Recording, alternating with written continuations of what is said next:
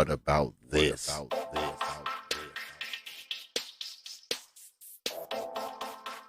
What about that? What about that? What about that? What about that? What about that?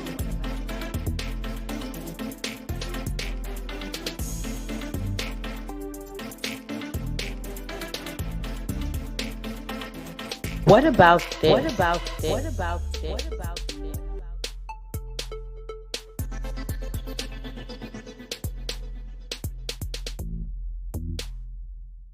What about that? What about that? About that?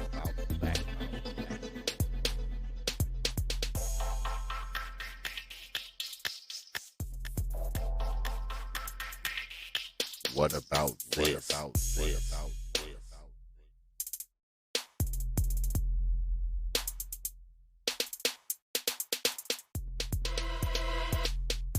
What about that? What about that? What about that? What about that?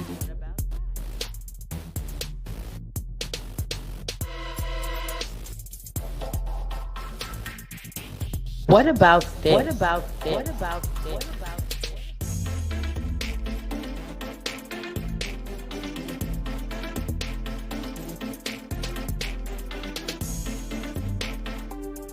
What about that? About that? About that?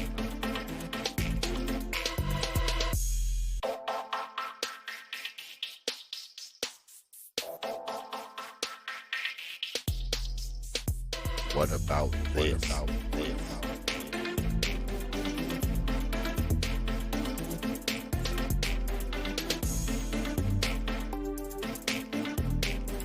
What about that? What about that? What about that? What about that?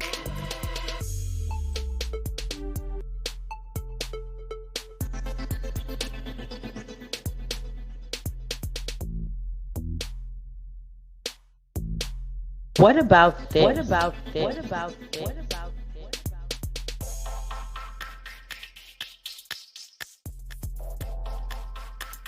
What about that? About that? About that?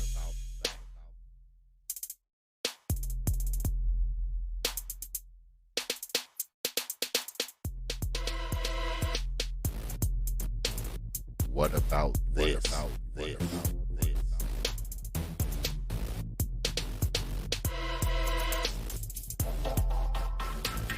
What about that? What about that? What about that? What about that?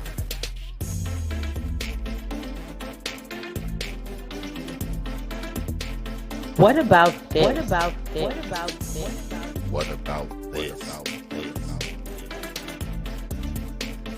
What about that? What about that? What about that? About What that? about About that? that? About that? About that?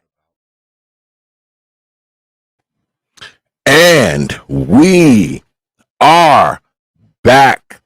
Peace, folk. And welcome back to another edition of the Proper Thought series right here on the old T.P.O.T YouTube page. I'm your host, X, of course, but you knew that already. That's why your black asses are here. Tonight, very, very special guest in the house tonight. The one and only For the Record crew is here. These my folks, man. I was actually looking forward to this here, man. I got a bone to pick with y'all, too. Got a bone to pick with y'all before we start this thing. But before we get started, y'all know I always start the stream off with thanking you good folks, man, for your likes, your shares, your views, your subs, and of course, your hard-earned pennies, nickels, dimes, quarters, and 50-cent pieces. Because I realize you don't have to do it, man. You don't have to show up to these goddamn streams, man. You don't have to watch these videos. You don't have to like them. You don't have to share them. You don't have to sub to this channel. And you definitely don't have to drop your hard-earned coins on this platform. But you good folks choose to do so, man.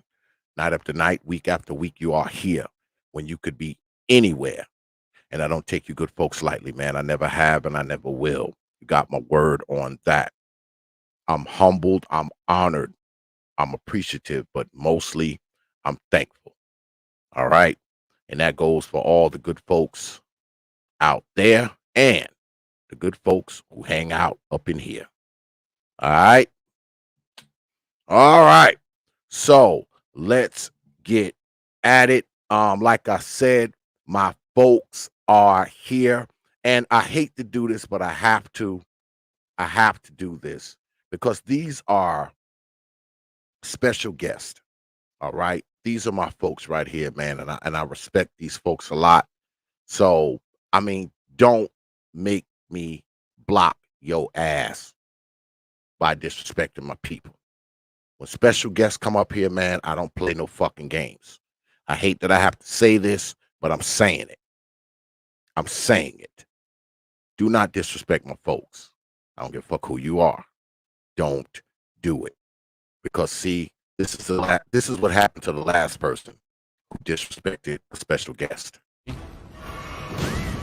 What in the fuck? Oh, that's a grab? Okay. Yeah, that's what happened to them. And then there's this T.P.O.T. respectable, making sure my chat room stays respectable. Oh yeah, he's watching you Negroes. He's going up and down. He'll be checking that chat room all night. So be careful what you write, because the old T.P.O.T. respectable will be watching.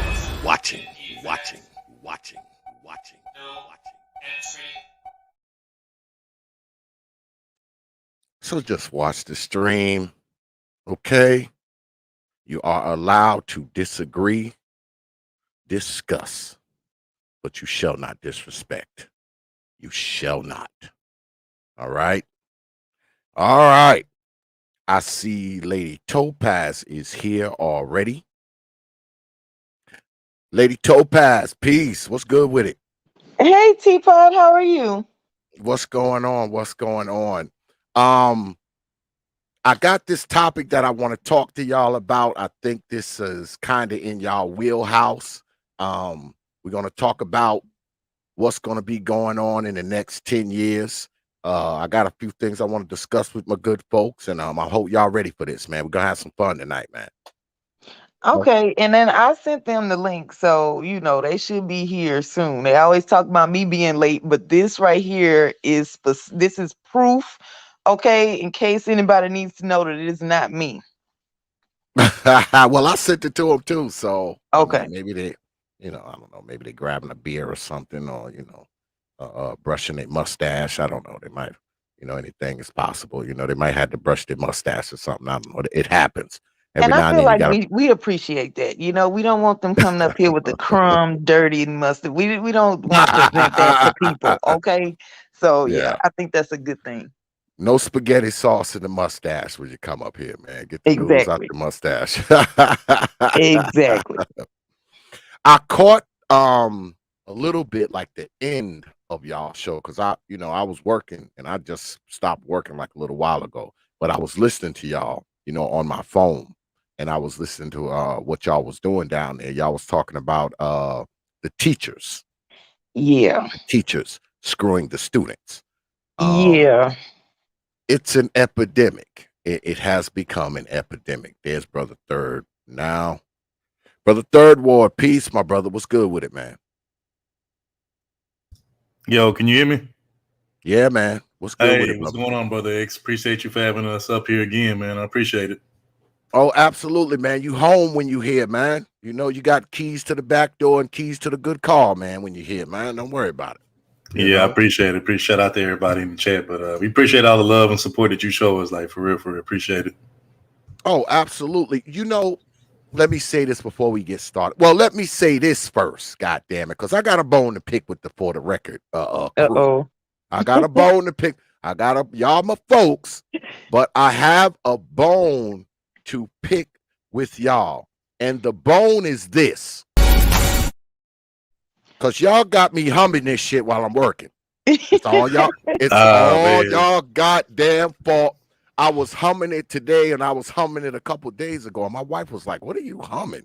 I was like, "Goddamn For the Record TV, man. I got this shit stuck in my head somehow."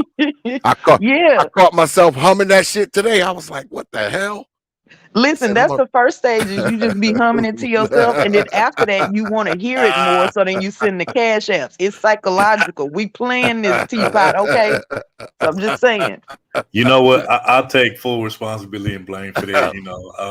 I came up with that idea to play that every time somebody, hits the cash app and, supports us. That was a way for like to yeah, celebrate man. that. So I take full responsibility for that, Teapot. Y'all got Yeah, that like a shit stuck mini in my party. damn head. God damn it. Yeah, I was humming it today while I was working. I was like, damn, what am I doing humming this shit? I said, I'm gonna bring this shit up tonight. They got this shit stuck in my damn brain. But and I don't know where brother Bitcoin is, but we're gonna go ahead and start I'm calling him right now. without him. God damn it. You're late, brother. You're late. Because tonight I wanted to talk about what's going to be going on in the next decade. So I pulled up this article that I was looking at earlier, and it says fact or fantasy futurists predict a better world for 2030. So I'm going to show y'all some of these things and see if y'all agree with any of this crap. Some of it I do, some of it I don't agree. But it starts off with the youth, right? Mm-hmm. And it says in 2020 the youth wanted to save the world. They took a stand, but after 10 years, did they save the world? Talking about 2030. Not quite. They made progress that the next youth can build upon, a huge ethnically diverse youth. In 2030, every company will have a ranking system based on their purpose, values. When Generation Alpha starts applying for jobs, they will look for this. The pandemic has really been a big blow for this generation. People are graduating into recession that has impacted their thoughts and their careers. More will go for jobs that are pandemic proof. Think more scientists, more doctors, more people in governments. Do y'all agree with that? Is that a decent assessment? I mean, I think that's possible, but I don't think we're gonna get it in the next 10 years, because see, right now, I personally I know what I've been seeing, like what people have been reporting, but when I'm working every day and I'm either trying to hire people or I'm counseling people that either lost a job or they're applying for jobs and it's stressful, what I'm hearing is like there's not a real motivator right now for them to even go out and look for jobs. A lot of people are just kind of like giving up and they're depressed. And they're either the best we can hope for is they're taking their view of trying to start their own business right now, or either they're just not working at all. So I think that that's something future that can happen, but I don't think in the next 10 years. Maybe 20, 30 years. I would Yeah. say like 30 because it's going to take time for people to feel like, okay, this caught us off guard. Nobody was ever expecting for a pandemic to happen where everything shut down. Before that, they were talking about your work ethic and nothing should ever make you miss out on work because it's going to cost the company so much money. Then when the pandemic shut everything down, it says to people right there that, hey, this world can keep going if I don't go to work today. So I think it's going to take time for people to feel like, why should I? Yeah, I agree with sis. I agree with Topaz. I would say it's probably going to take 20 plus years for us to get to that point. But I will say this though, to Topaz's point.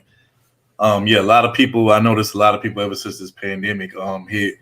A lot of people aren't really wanting to work like that for whatever reason. And I think also what you're starting to see is now that the pandemic is, as far as like now, I'm starting to see more people outside and engage in more outside activities. I'm not saying that COVID is completely gone, but I don't think people still have the same viewpoint about it that they had when it first popped off or whatever. But what I am noticing is that a lot of people don't want to go back to their actual job facilities, because remember when the pandemic first hit, a lot of people was working from home, and I think what happened is that people that was working home during that whole pandemic, I think it made people kind of like realize, like, you know what, this working from home thing really isn't too bad, like I thought it would be. And also, like, I think a lot of people was able to benefit from working from home in multiple ways. You can be at home, still get work done while you're getting work done around the house, and be home with your family if you have a family. You know what I'm saying? And you could just do so many more things being at home while still working. And I think people got really comfortable and used to that. And like now that some of these people are actually having to go back to their job facilities, I think a lot of people are kind of like dreading that. You know what I'm saying? Because people are like, man, I don't want to go back to working in a cubicle. I don't want to go back to working, in an actual office. You know what I'm saying? Like I would rather, stay at home and stuff like that because it was more convenient. So I think that's kind of like another reason why a lot of people just don't really want to go back to the workplace because they just felt more comfortable working at home. Yeah. And we've been joined by the one and only Bitcoin L. What's good with it, brother? What's happening, T.P.O.T? What's going on, man? My apologies, man. My team didn't let me know what time we supposed to hit the link, but it's all good. That's how they do it. Oh wow! Hey, Really? man, it's always your own kind. It's always your We'll own leave people the that brother throw you out up of under the the bus. Always your own people, man, that throw you up under the bus. But I'll take the blame for it. I take the blame. My apologies. I take that L. My bad, T.P.O.T. So what do you think, brother Bitcoin? Do you think that in the next 10 years, it's going to be, more pandemic proof jobs, more scientists, the people that are young now, they're going to be doing all this innovative crap, a decade from now? I mean, I don't know what's going on because, out here in where I live at, like, it's a lot of jobs that's hiring. And like Third Word and T was saying, like, a lot of people don't want to be working no more. I don't know what's going on. People getting benefits, like, because people was getting they was getting a big check, stay at home, the unemployment check. So, it's like people rather just live off the government than go out here and work. Because even my job, we got openings and nobody want to take them. So that's why we've been getting a lot of crazy overtime hours. I'm enjoying it, so I don't really care about it. But hey, people don't want to work. I don't know what's going on. It's weird. Well, I will say this. Let me add this real quick before you hop back in. I think it's kind of like a 50-50 split. I think half of the people don't want to work just because, like Brandon said, they rather take handouts from the government. They was getting the stimmies and all that type of stuff or whatever. Right. But also, I think the other half. I think what happened when this pandemic hit and when you had people like dying left and right or end up in the hospital because of this whole pandemic and stuff. I think what happened was I think a lot of people like just kind of like stopped and just sat down and thought for a minute, like, damn, like, because a lot of times as human beings we just be on the go all the time. We go to work all day, come home, get ready to go to work the next day, go to sleep, and kind of repeat the same patterns all the time. Routine type of patterns. And I think we really didn't. A lot of us didn't really get time to just sit down and think about our lives and planning out and stuff. And I think when the pandemic hit, it's like you kind of really didn't have no choice but to just sit and think about, what your plans were, a couple years ahead, because that's all you had was time,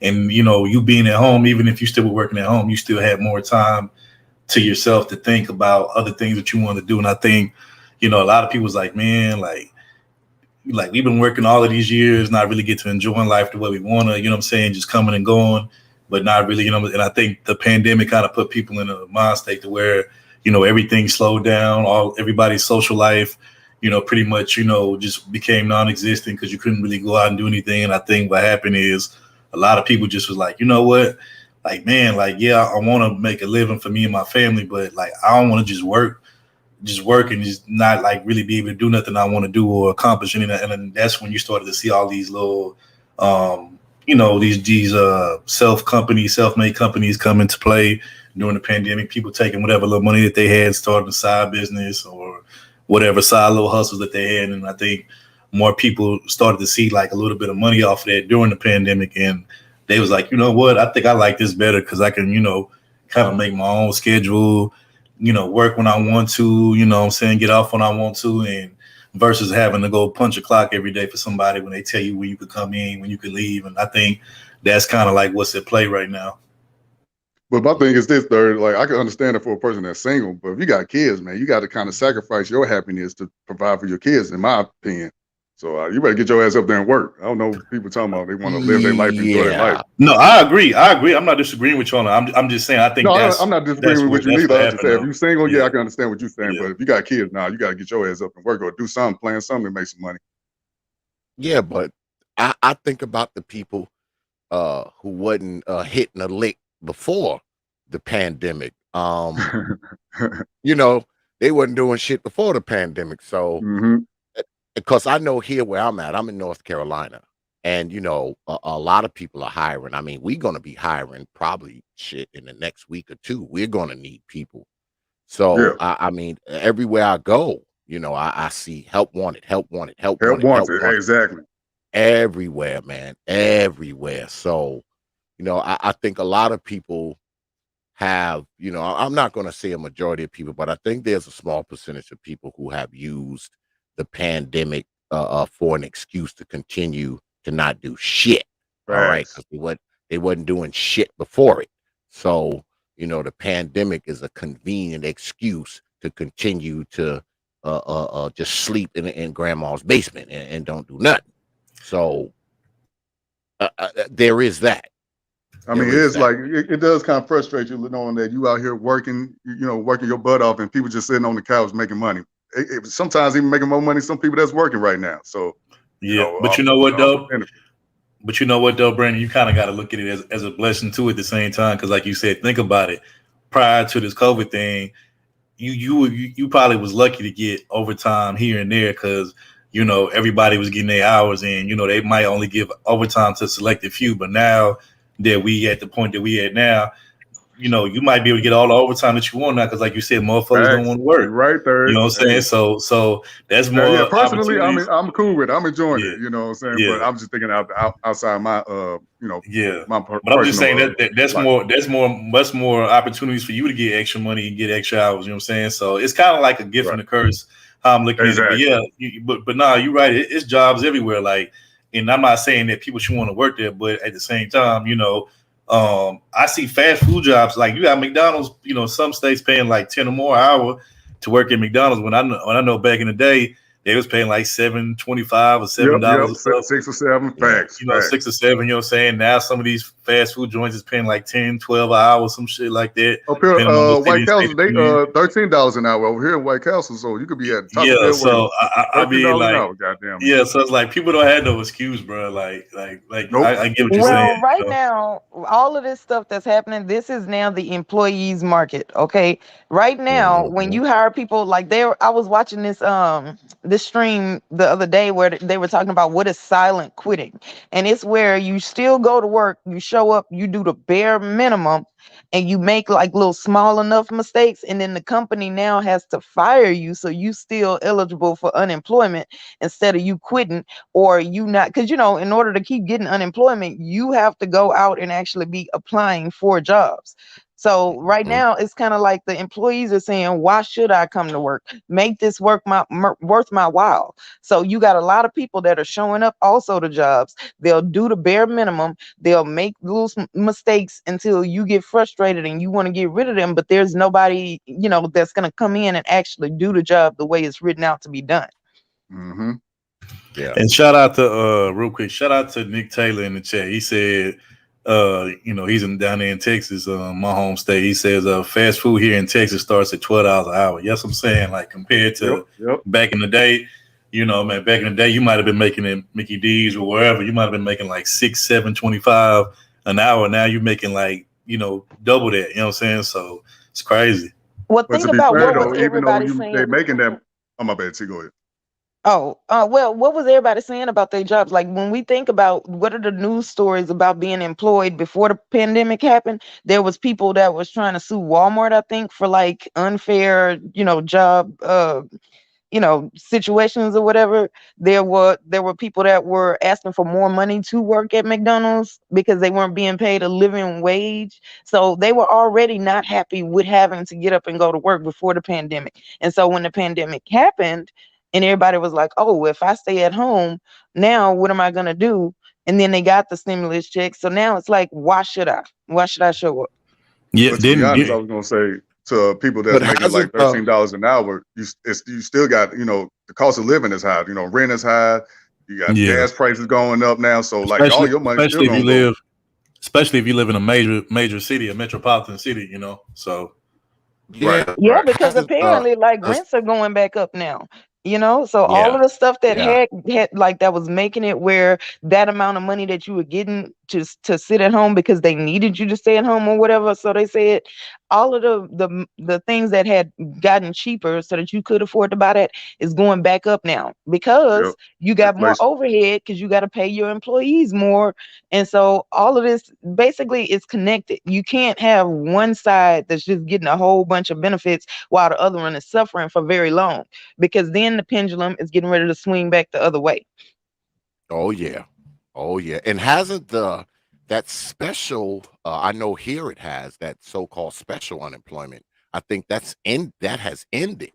So I mean, Yep. you're just going to be getting regular, whatever the regular unemployment is, you're just going to be getting that. Um and people in the chat are saying, it's $15, $12 for fast food. I think it's the same here. Like you could go to work at like Sam's Club or something like that, and they start you off with $15, $16 here. So, you think to yourself, you're like, well, maybe these people don't want to work at McDonald's or Sam's Club or Walmart. And that's fine if you're doing something else. But if you're doing nothing, I can't hear you talk about, oh, I don't want to work at Walmart. I mean, that's crazy to me because I know sometimes I take off from the house 5, 6 o'clock in the morning, right? And I'll go to like a deli or something, to get like some coffee or something. It'd be like 6 o'clock. And you see dudes, standing around the store and shit. And I take off and we go and work maybe 10, 11 hours. And then we come back down through town and maybe stop at that same deli, to get a 6-pack of beer and shit as we heading back to the garage. And the same fucking people are standing there. So you've been standing here off and on for 10 hours for no money, but you can't be at Walmart for 8 hours for some money. See, that shit don't make no sense to me. That kind of shit makes no sense. Well, you know It what just else is doesn't. happening is the gig economy, right? So there are a lot of people who are posting jobs where you can just select whatever shift that they have available, and you can just say, "Hey, I'm gonna come up, I'm gonna working, I'm gonna do this," and then they either get paid in cash that day, or either like it goes into an account for them where that they can take out like in 24 hours or whatever. So most people, if they don't want a steady job, that's also an alternative that's available to them. Some people are taking advantage of that because it's more flexible and they only have to work enough to pay for the stuff that they actually want. Yeah. But then Yeah. there's no consistency. Yeah, that's true. Yeah, that's fact. Also, we didn't even, it's crazy. We didn't even bring up, we brought up like the STEMIs and all that stuff, but we didn't even bring up all the fraud PPP loan stuff that people was doing during the pandemic when it first set off. So, Oh man. that's another reason why people didn't want to go back to work. And, people, that's why you started seeing all these overnight businesses and stuff like that, is because people took that, money that they know they weren't supposed to take, and now all of a sudden they entrepreneurs and business owners and this, that, and the third. And it's like, man, it's crazy, But now you fast forward to now, all those same people getting locked up for taking money that they should have never took in the first place. Yep. They took all that money and they didn't do what they were supposed to do with it. I mean, I don't know what people were thinking when they did that, because it's not like the government was going to hand you this big ass check and just let you walk out the door and not check to see if you was doing what you were supposed to do. Because there were people who was getting, checks for millions of dollars, hundreds of thousands of dollars. And, they took that money and bought Cadillac cars and Cadillac trucks and houses and then jewelry. And I mean, just they put themselves in that position. They put themselves in T.P.O.T, that. but how do we know they're doing all that? Because they're posting it on the gram, letting us all see. So the IRS Yeah. watching. So they watching. They're gonna come get you. You basically saying, "Come and get me." I'm buying all this stuff, which I really don't. I didn't deserve to buy, but but I'm letting y'all know I'm living that good life, even though it's a loan. It's all loan. And what's money. Yeah. Flex. and what's funny is when the pandemic first popped off, we was actually doing stories on our live streams each week about a different person that had got popped for PPP loan fraud and all that type of stuff. I mean, it was just the stuff that like we was showing on our live streams, man. It was like, dudes was blind, like Bentleys and Rolls Royces and mansions and villas and stuff. And it's like, you expect the IRS and these auditors not to notice that you're doing all of this out of control ball and spending, and then they looking at it to see if you actually have any real legitimate money coming in to sustain all of that. And it's like, you don't expect them to not put two and two together. But it was crazy. People was telling all themselves and stuff like. There was one dude that we that was saying, man, it was, you know, some black dude. He was like, man, he's like, I guess he was out there in Florida in the beach, and he was like, I'm out here in Florida living my best life ever since I got the PPP loan. And he was like, he's like, I don't know when they're gonna get me. He's like, they may get me sooner or they may get me later, but he said, I'm gonna just enjoy this moment while I can right now. And I was like, wow. Like, no, so you remember that one dude that got caught up? He was getting a haircut in the barbershop. in the barbershop. Yeah, it was a dude. Right, getting a lineup, and the police let him get his haircut, let him finish. Yeah, it was a brother. After.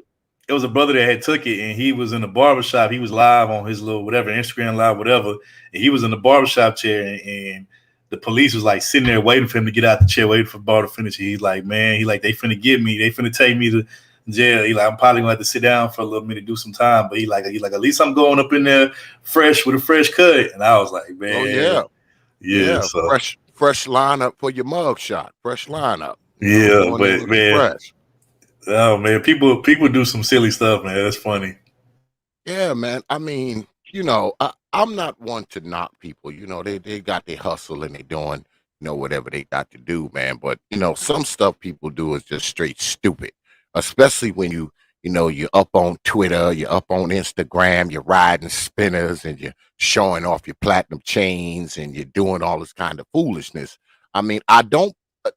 What shocks me, I think some people don't believe that the police and the government have access to social media.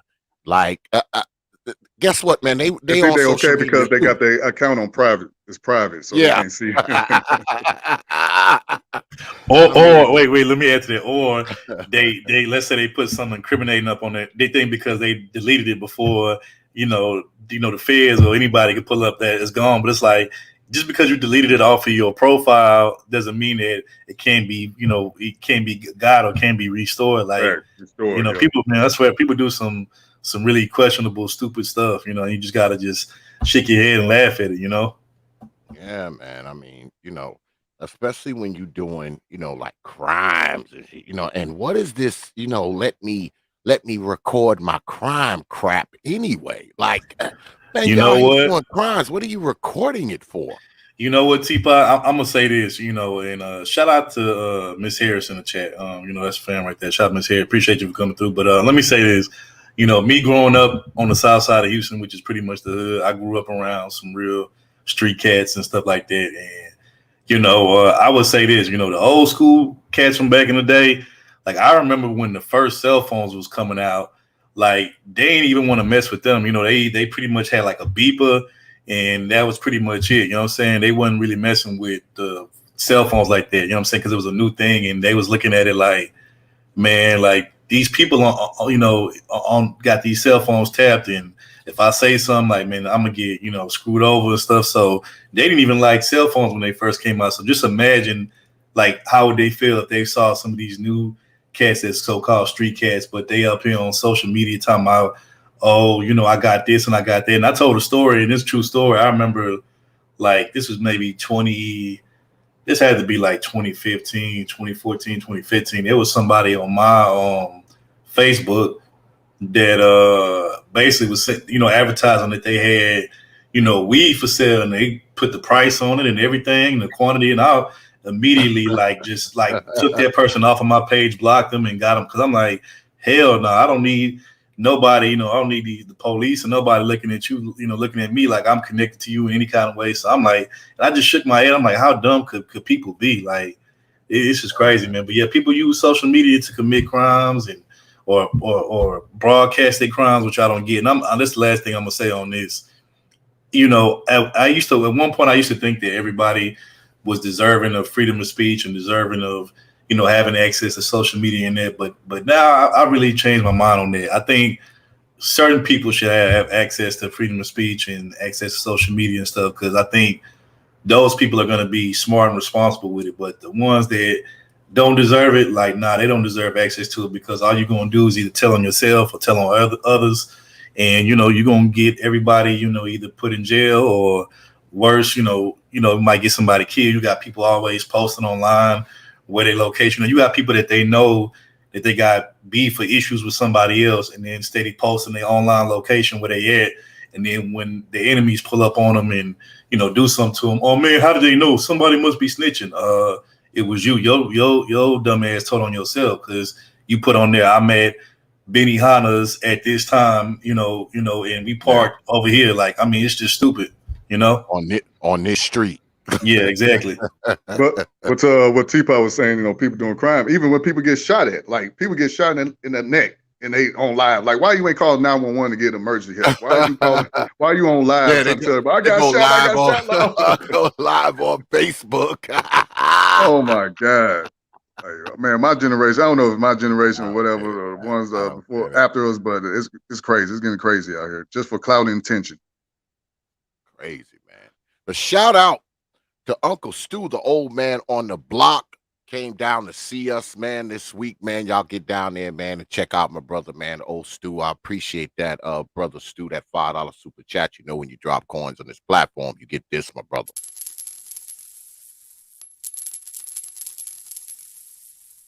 I appreciate you dropping your hard-earned coins on this platform. Appreciate that, brother Stu. But we're gonna move on to the next thing. See, I'm kind of biting y'all style, man. If y'all have been watching my stuff lately, I've been kind of biting y'all shit a little bit. I look at these. Oh yeah, I'll admit it. I'll cop to it. Hey man, look, T.P.O.T, look, man. We appreciate that we can, motivate or inspire anybody, man. Especially with, people that's bigger than us as far as views and platform size wise. We still, moving up in the world. So we appreciate it, man. We appreciate it. Absolutely. And let me talk about that before we continue, man, because I started to talk about this earlier. I like what y'all do down there, man.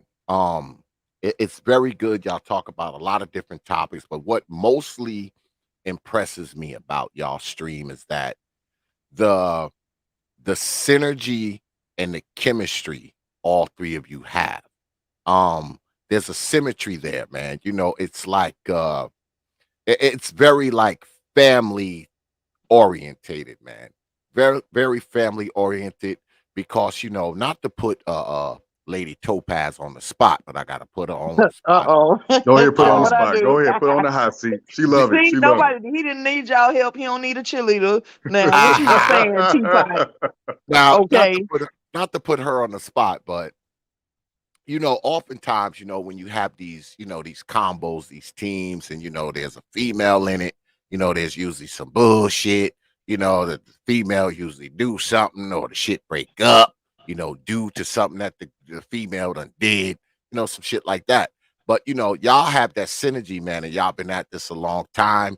Y'all get along, all that shit, man, and the energy is good down there. So, I have to admit that it's not true what a lot of brothers say, that you can't include a female, a woman, into the mix, because it'll be messed up. And y'all have proven that that's not true. That I guess it depends on the woman who's. Yeah, I was gonna say that because Topaz got thick skin. She's not sensitive at all. She could take jokes. She could give them back to you. She could clap back at you. Though, Brandon. No. I be crying. You be trying to act like you all sensitive. No, you don't give a damn. You don't give a damn what brothers be saying. Look, I always say, like, Topaz, she's the oldest of us. She's the big sis, but I always say, our relationship. Damn, why you got to put her on blast like that? No, she's 25, man. Don't do that. Don't do that. 25. Come on, man. I was saying she's like the big sis, like when you have a big sister that you love and stuff, but you troll her, you annoy her, get on her. That's like what me. But I would say probably me more than anybody else, and it's all love. What I mean? Well, it's I'm just making sure she on her P's and Q's, whatever. But to what Brandon said, yes, Topaz does have very thick skin, and also on top of that, just like how she can take it, she can definitely dish it back. So it's all cool, it's all love, and she's very smart, and her own right on certain things and stuff like that. So. We felt like it was, only right to add a part of the team or whatever. Plus, I tell people this all the time. The reason why I believe our chemistry is, very sound and like kind of like in unison with what you were just saying is because, we was already cool behind the scenes prior to us even, coming together as a team and starting to chill. Like we was already cool. We was already talking behind the scenes, laughing, cracking jokes, and just talking about some of the things that goes on in this space and stuff like that. So we was already cool prior to that. So when we came together, it was kind of like it's like, damn, we should have been did this. We should have been came together and did some shit like this like a while ago. But everything happened in due time when it was supposed to. So it is what it is. But I agree with you though, T.P.O.T. Our biggest strength is definitely our chemistry and synergy with one another. I agree. Well, And just I a little will say correction. this. Let me correct something real quick. Actually, Topaz was trolling me. Y'all was cool behind the scenes. She was trolling me a lot of times, No, Brandon, you started antagonizing me. it.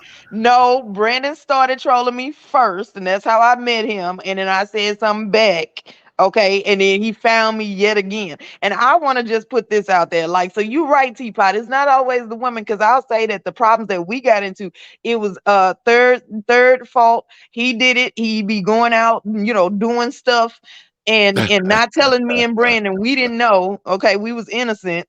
Okay, so I do want to say that it when in doubt, blame third. Well, you know what? Just to add to before I even say that, I want to address what Nick Taylor said. Yes, Topaz, she can be very, she can be nice, sweet love, but yeah, don't get on her bad side. She's a scorpion. You piss a scorpion off, they start stinging you with the sharp tail Lady and stuff. Topaz Yeah, is tough. yeah. She's tough.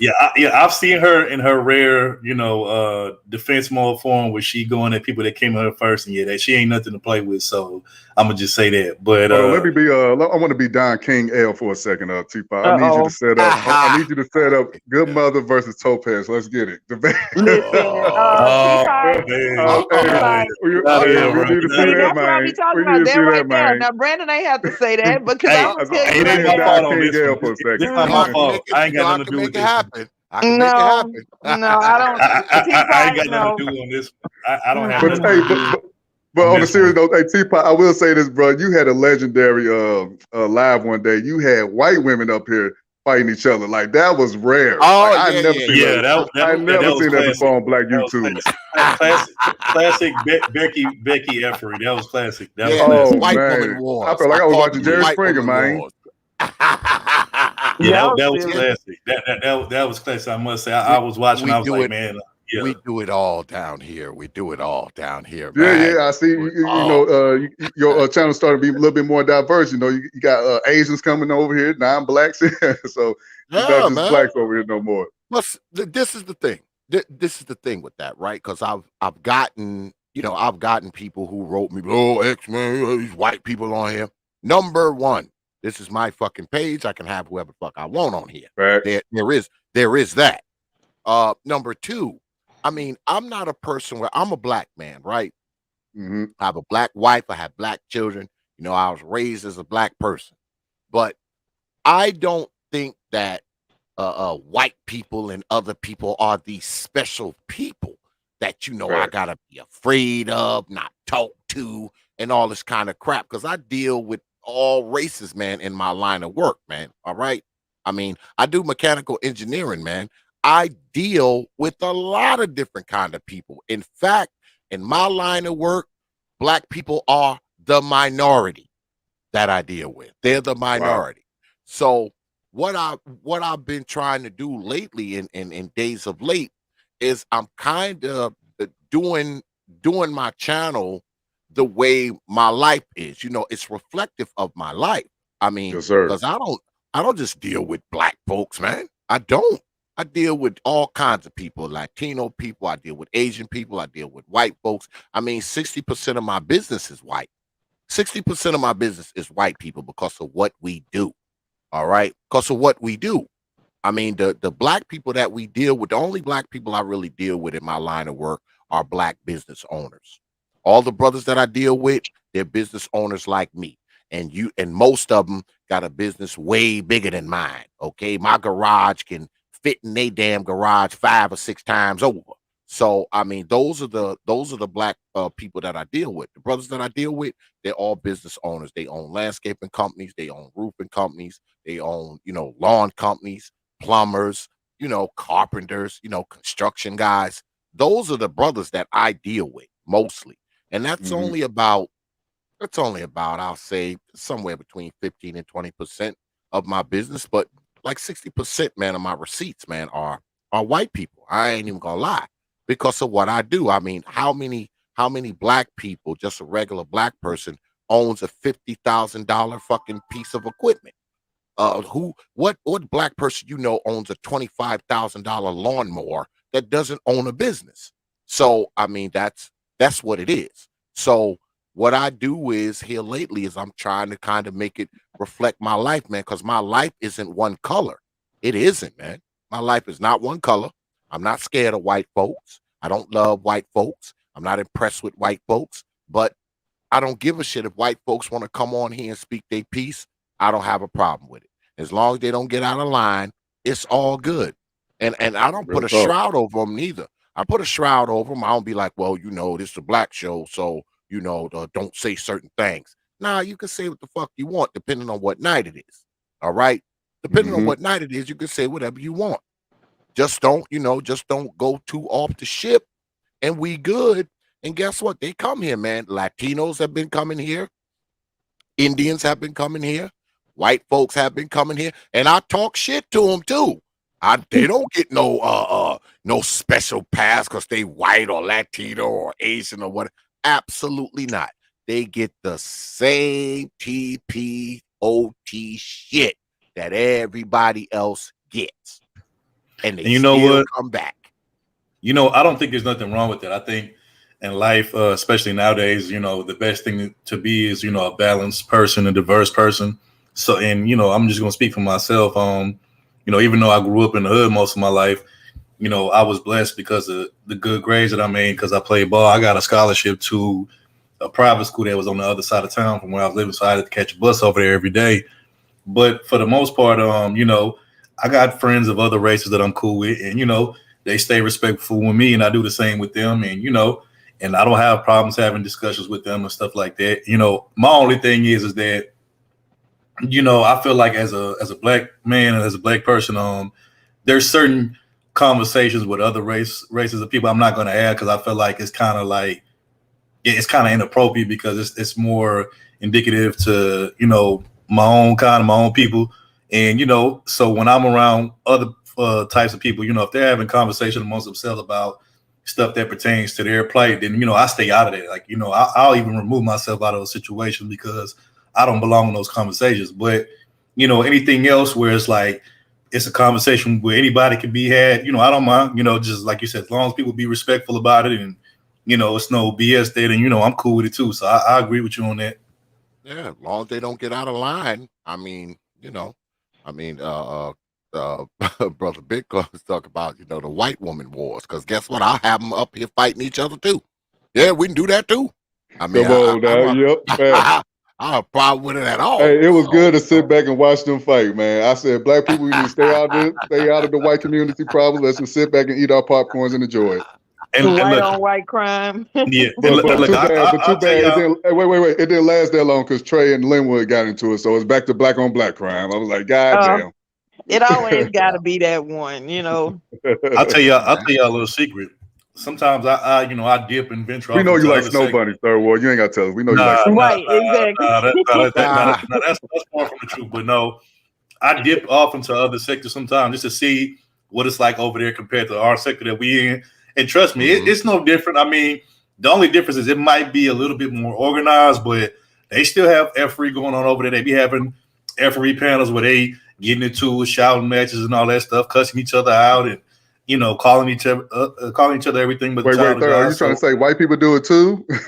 Yeah. White people do it too.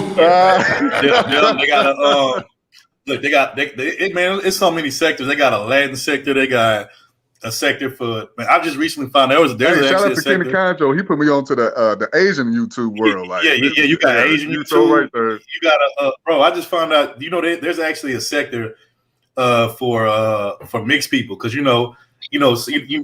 Oh really? I didn't know that. Yeah, because in certain black space, they be ragging on mixed people and stuff like that. Yeah, and so even like mixed people. I don't know if it's called like the.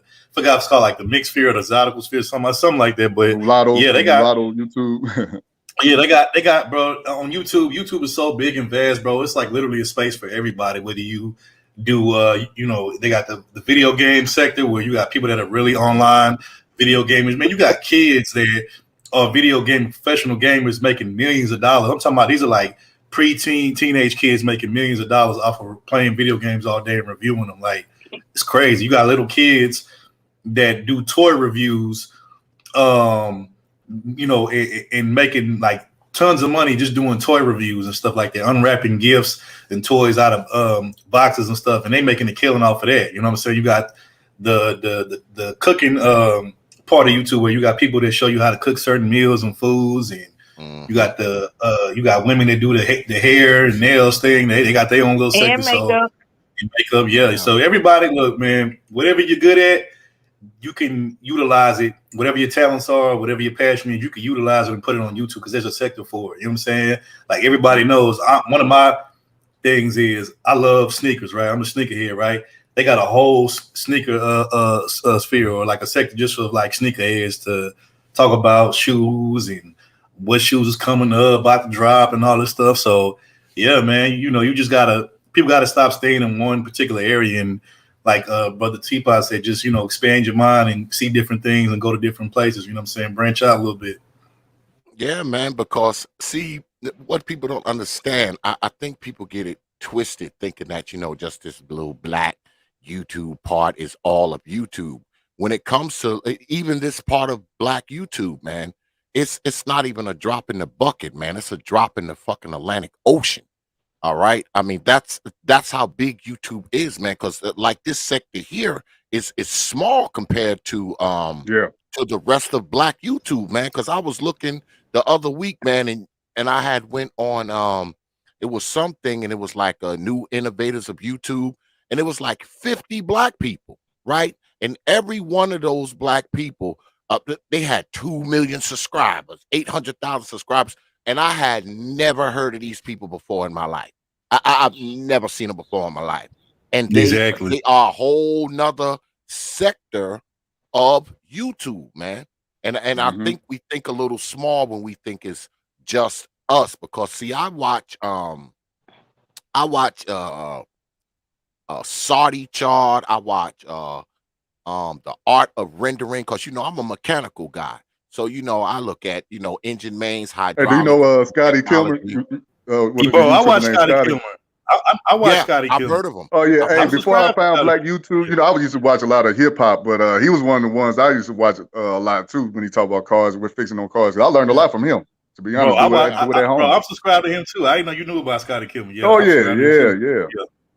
Yeah, man. I watch a lot of that stuff, man. I watch Zach Starr.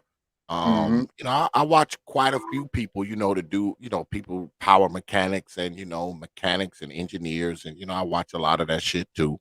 I mean just look YouTube is huge.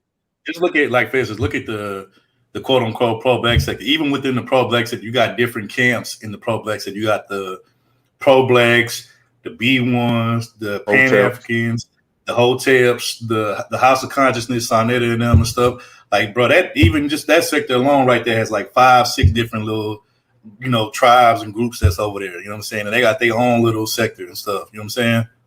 Yeah, man. It's it's a big thing. It's something for everybody, man. So I think, we got to stop thinking that, YouTube is just these 50 channels that we watch. 50 channels is all of YouTube. But yeah, let's move on here and see if y'all agree with any of this shit here. It goes on to health, and it says in the 2020s, health became a priority after all governments prioritized health over their economics during the pandemic. It will be at the forefront of every company's mission statement. And when it comes to health of the people, we must also consider the planet. The combat of climate change is vital to creating a better and healthier world. Many companies may employ a CHO, a chief health officer. Little details will be optimized. A trip to the spa in 2030 will be more like a trip to the doctors. You will go for relaxation, but we'll have checkups where you will learn more about your health, your body, your biology, and how to better it. Do you folks agree with that? Is that how it's going to be in the next 10? Well, a lady Topaz said ain't shit gonna change for like until 20, 30 years. So we'll jump to 30 years. Well, because I feel I feel like right now everybody's still reacting. We are not. I mean, we're coming out of the COVID era or whatever, but we're not completely out of it yet. You know, that doesn't happen until people can say with any kind of certainty that, okay, I know now how to avoid getting COVID. Until then, we still kind of in it. So, in terms of this with health, when we think about it, the companies, when they're talking about like, putting health at the forefront of people's lives, they're doing that because it's a government mandate for right now. Because when you have a pandemic, the government has to do something about something to help their citizens. So right now, that's why it's happening. Once all of the COVID restrictions actually are no longer federal, these companies are not going to care that much about your health. Now, what they will try to do is offer that as part of your benefits package. So now it's up to the person if they're getting ready to accept that. Some companies are trying to offer that in lieu of like more money or what have you, but people are not really biting on that. So I know you work in the health field, Right, Lady Topaz, right? right. So do you think it's going to be a thing where COVID is going to be on every job application? Is there going to be this thing where every so often you got to get screened for COVID? You know how they do random drug tests at certain jobs, or are they going to be giving people random COVID screenings? Well, I don't think that they're going to be able to give people random COVID screenings because that would have to do, as it stands for right now, with like the policies they put in place, the restrictions they put in place, and them figuring out what spreads COVID. So you can't blame someone if you don't know what the source is. Now, I do think that we're going to still, for right now, have to answer those screening test questions that are on applications. Have you been around somebody in the 14 days prior or what have you? I think you're going to have to take a COVID test if you take days off back to back. If you call in and say you got a headache or chest pains or whatever, I do think that's going to happen for right now. But in terms of it being like required, like drug testing, they can't do that yet because drug testing is about your character and are you being sober while you're doing this job? Do you make good decisions? Anybody could catch COVID, so they're going to have a hard time like screening people for what? Because you got to keep their job if they catch COVID. You can't fire them for that. Yeah, you can just run them home, right? Got Yeah, COVID, but you get out, still get out of this building. right. And then but you got to keep their job secure. And then for some places they still get paid while they're home for COVID. Yeah, I think that. Well, let me ask y'all this: do y'all think that we gonna be living with COVID from here on in? I mean, I don't think there's gonna I be a think time so. where we're just gonna wake up and there's no more of it, right? So it's just Right. gonna be just like the flu or the pneumonia or whatever. Like brother Nick Taylor is saying, like it's just something that's Right. gonna be a part of daily living, I guess. Yeah, yeah, Look, I Nick Taylor definitely. said the government created the Wu flu pandemic. Yeah. Facts. Hey, get out of there, Nick. Get out of there. But I'll say this. Yeah, I agree. I think COVID is here to stay, and I think it's going to just become a part of everyday normal life, like it's been for the last couple of years. I just think that we're getting to a point now where things are starting to ease up as far as people are, like you see, like a lot of these mask mandates have been lifted in certain areas and places, and people are able to travel a lot more frequently now without strict, without some of these strict restrictions or whatever. And so that's why it seems like COVID is gone, but it's still here. It's just, they're kind of loosening up, the country again, so people can enjoy themselves and do different things or whatever. Because I think it was going to get to a point where if it didn't get to this point, I think people are going to start like going crazy and ain't no telling what could happen. You know what I'm saying? So, but no, it's definitely going to stay here for a while, if not forever. So, Yeah, it's like racism; it's not going anywhere. Um, Facts. yeah, it's not going anywhere. So I think we just got to learn to live with it. Take whatever precautions. Because my daughter, she talks about it. My daughter's a nurse, and she's like, "Dad, COVID's gonna be here forever." I'm like, "Yeah, I'm sure it is." You know, and she's concerned because, she's like, "Oh, Dad, you're old, so, if you get it, you might die." I'm like, "Thanks for the vote of confidence, my child." You get it, Dad, you might die. So there is that. Um, but Oh yeah, I but did when I forget to think say this too when we were speaking on the what's that? unemployment thing. Like a lot of people didn't want to take the jab neither. A lot of them refused to, and I understand it. Like I'm not going to put something in my body that I don't know about. Yeah, I didn't really do much research on. Because even people that did take the jab still ended up dying off the COVID, as Nick Taylor would say, the COVID-19. So, Mm. I definitely didn't agree with that, with the government trying to force people to take that jab. Yeah, but a lot of companies are making people take it. I mean, I Yeah, know my sister-in-law, she's she's like a LCA, like a licensed clinical aide or something like that. And they told her that she had to take it if she wanted to keep the gig. She right. had up yeah, she had up until X amount of time to take it or they were gonna take her job, and she went ahead and took it because she need her job. She's been working a job a few years, and they gave them up until, this date to take it or find another goddamn job. So she had to take it because of the company she worked for. They made it mandatory. It wasn't even the government. It was, the private agency that she worked for told them, "Look, y'all got to take this shot or you're fired." What So happened to my body, my choice though? What happens to that? I guess that rule went out the window. yeah, that don't matter when it comes to COVID. There Right. was there was no Supreme Court decision on You ain't COVID. shit, Brandon. You ain't shit. no Supreme Court, no Supreme Court decision handed down on COVID. hmm But far as COVID is concerned, I mean, I think that people shouldn't be made to do it, but if they happen to catch it, if they do happen to catch it, they can't blame the job. If they mess around and catch it from somebody at the job or something like that, they can't blame the job because they caught it, because they decided not to take whatever Yep. vaccine or whatever. If you decided, you said nope, I ain't taking it, fine. Now don't be trying to blame us now that your ass done caught it. All right, hmm just going home. Hopefully you don't die, and then when you done cleared up, then you can come back to work. All right. I mean, that's But But you know let me what? ask You you made this, it. T.P.O.T, did you get the vax? yeah, yeah. Oh, you did. Okay. I took both shots. I had to, man, because my daughter and everybody, man, they was like, told you, my daughter, oh, Dad, you're taking it, oh, you're Hey, I gonna know what you went through. die. A lot of people, in my family was trying to get me to get the shot, but I said, no, I'm not taking it. I'm not doing it. I'll see what's going on with everybody else in the next 5 years if well, I live to see 5 years. But Hey, well, I think well, I jumped on it because I had talked to a few doctors. I talked to a few doctors online. I talked to our family doctor, my daughter, and everybody was like, oh, man, at your age, you should take it. You're at that age now. If you get it, you'll get really sick. And my daughter was hammering me, oh, Dad, you didn't take it, take it, you're going to die. So and I waited.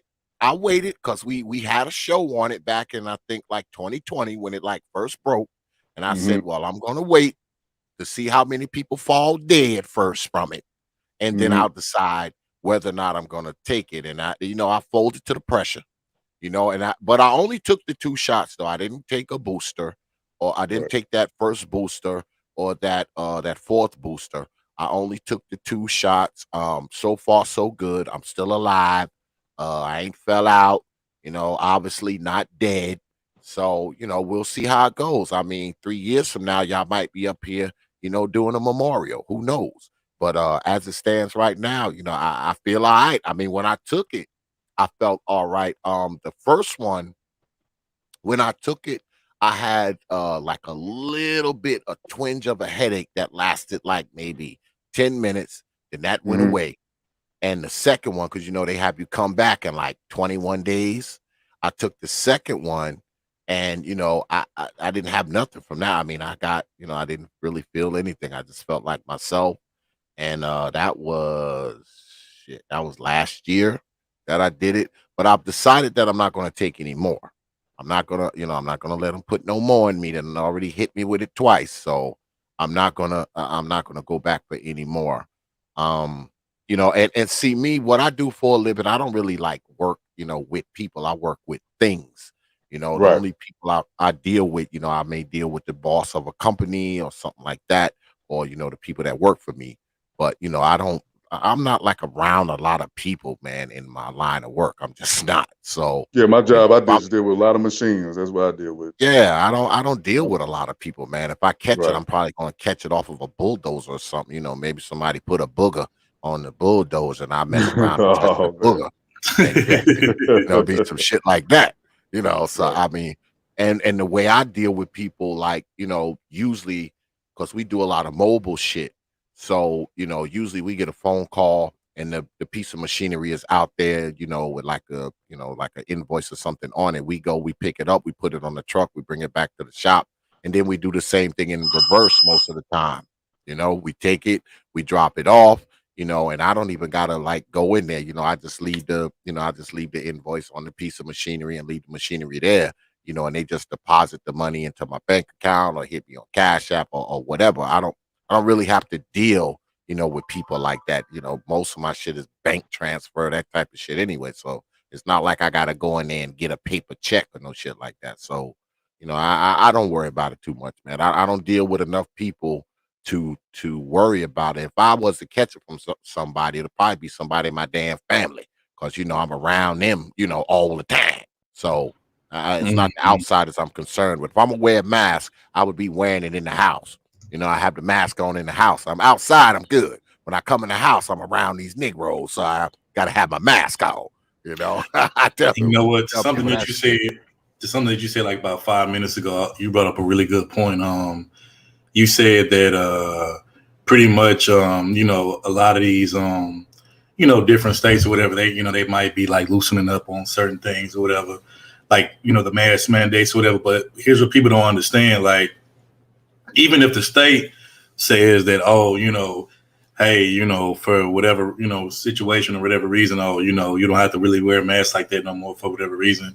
Like you said, certain businesses that you go into, they can still apply those rules. So it's not necessarily matters what the state says, because if you go into an establishment and they telling you can't get no service unless you mask up, hey, it is what it is, or you just might not be able to do business there if you don't want to wear a mask. So individual entities and businesses could still put into place whatever rules for COVID that they want. You know what I'm saying? So it's Yeah, not necessarily up to what the state. Because like I know, for instance, where I'm at, I think, like the masks and stuff, mandates been lifted and all that, but like certain places that you go to, they still want you to, still have your mask on. You know what I'm saying? So like when you go in certain restaurants or whatever, even I heard like for people who, like, I know people that ride public transportation, they still making people wear the mask on public transportation and stuff. So I mean, it just depends on where you go.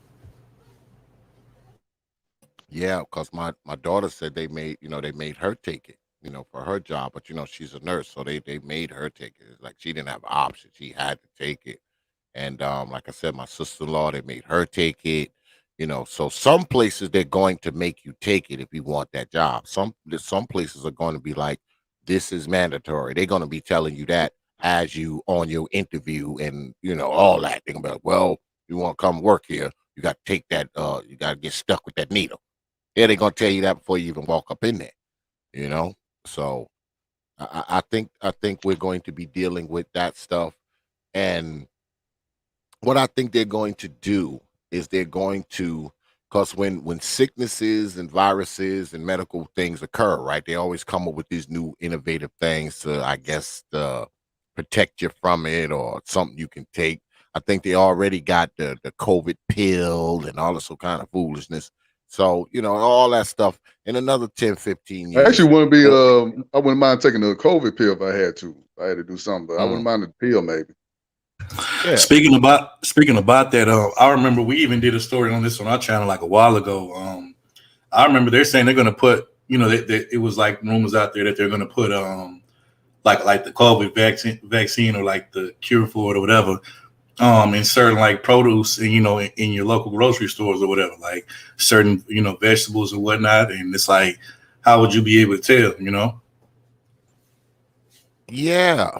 imagine that, man. Freaking Johnson and Johnson and Moderna and all these Pfizer, I'll stay far from Johnson and injecting the Johnson. I heard bad vaccine. things about their Yeah, Yeah, but, I but didn't yeah, take that one. I didn't take that one. I took the Pfizer. Because down yeah. here they had one.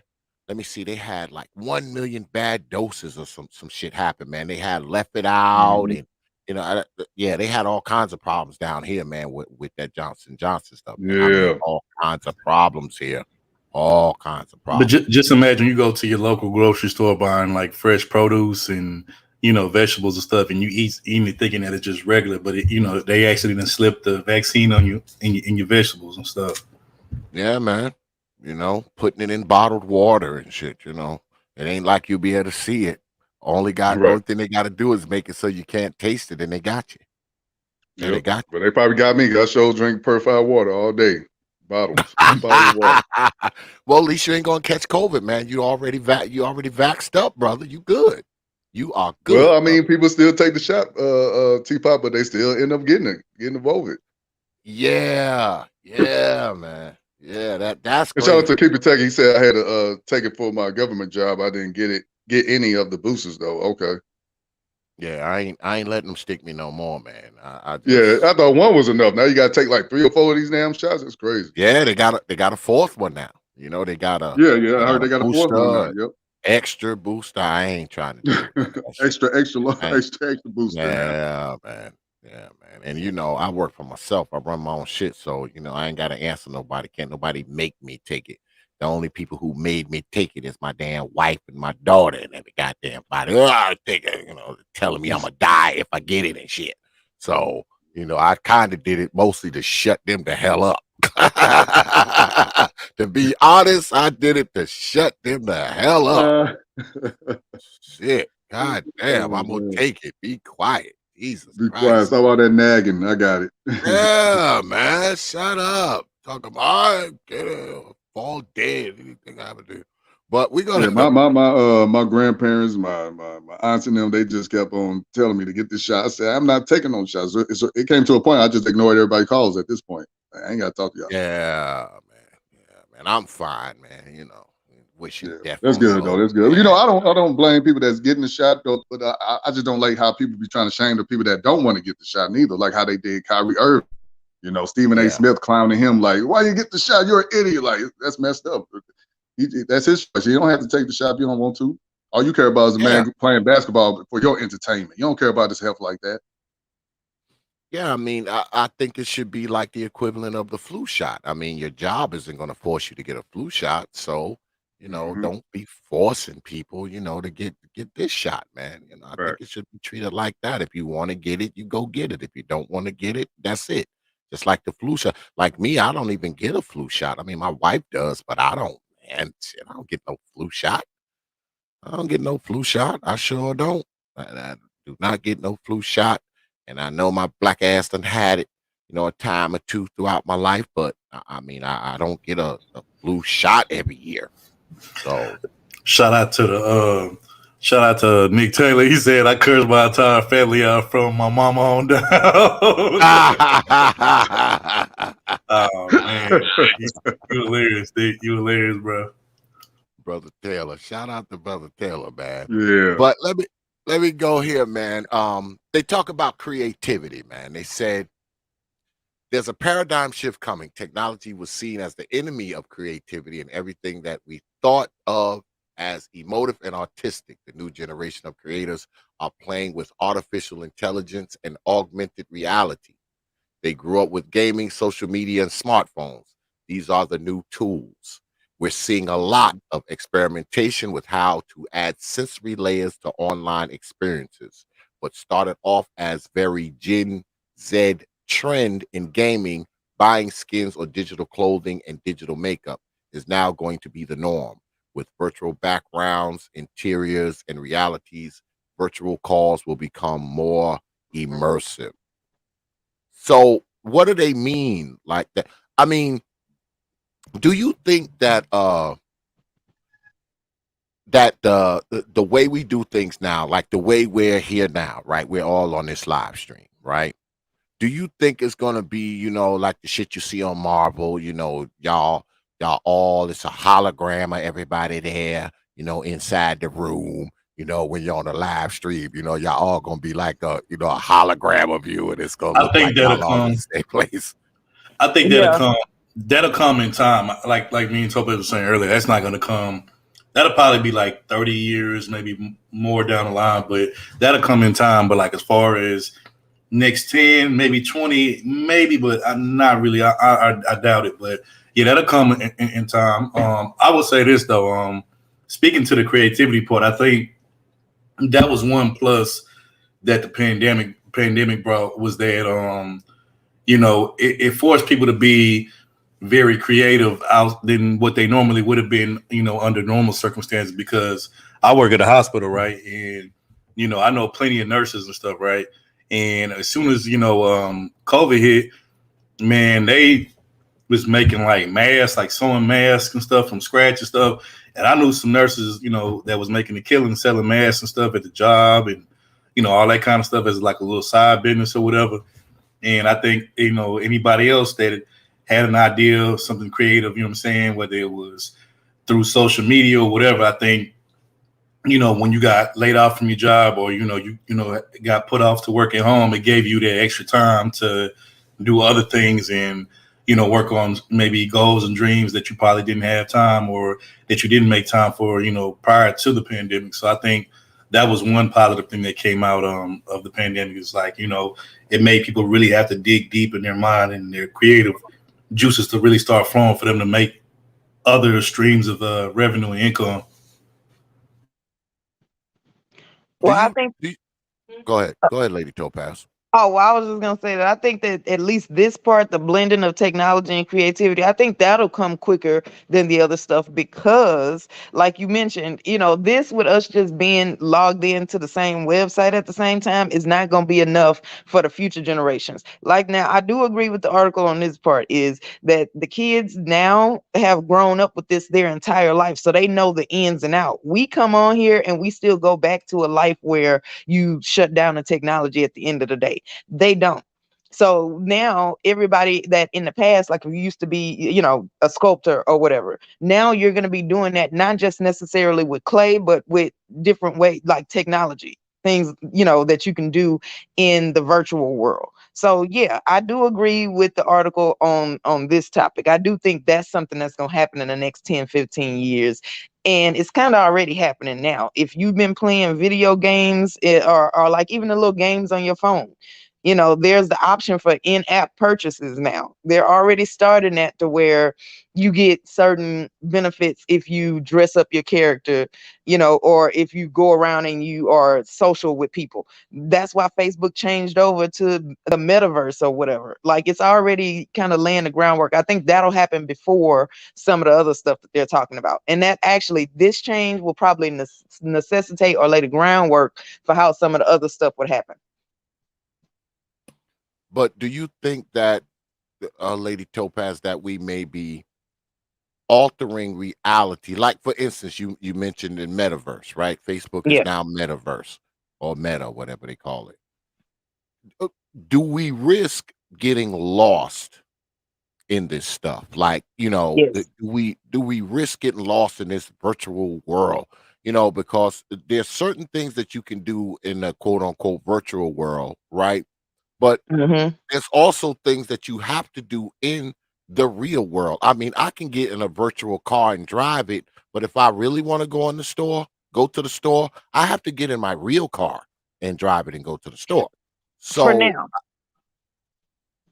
what you think one day we'll have virtual cars where we can go to a Well, we virtual. won't even have to get into the car because they're working on drones delivering stuff. Like right now, they already have it where somebody else, like you're getting used to just ordering your groceries and somebody else will pick it up. They'll go to the store, they'll shop for you. You tell them all the specifications and they're working out the kinks so that they can automate all of this kind of stuff. So I think like at some point, all of the things that we take for granted that you have to walk out into the universe and talk to people for, that they're going to find a way to automate it. I do think that that is coming. And second of all, I do think it's very possible for you to get lost in technology, but if everybody else is lost in there too with you, you won't know the difference. Mm. Because see, they go down here. I want to jump down here where it says virtual worlds. What is Hmm. a movie or a theme park or a shopping mall? They could completely converge with games soon. You'll be able Right. to enter movies and interact with characters. So we're going to see more and more convergence between entertainment, gaming, talking, and socializing. But we're pretty much there now, right? Hmm. We're there now. I mean, you can get on a video game, and inside the video game, there's a movie theater inside the video game, and you can sit down. Your character can sit down and watch a movie in there. So we're kind of there already. But I say again, with all of that, because you got people right now, right? They are so into social media that they have kind of lost the grip on reality. I'm pretty sure we all know somebody who's so caught up in this social media crap that they almost living in an altered universe, especially those of us who are on here, 24 hours a day. I mean, Hmm. I I think it sets a dangerous tone for some people, especially young folk, because those are the most impressionable people amongst us. I think it sets it's kind of a crazy precedent if you want to put people inside of this, alternate world, so to speak. And, they might have a problem jumping out of that alternate world and coming into the real world when necessary. That would be my concern, that people can't distinguish between the two. Right. Yeah, I Yeah. definitely.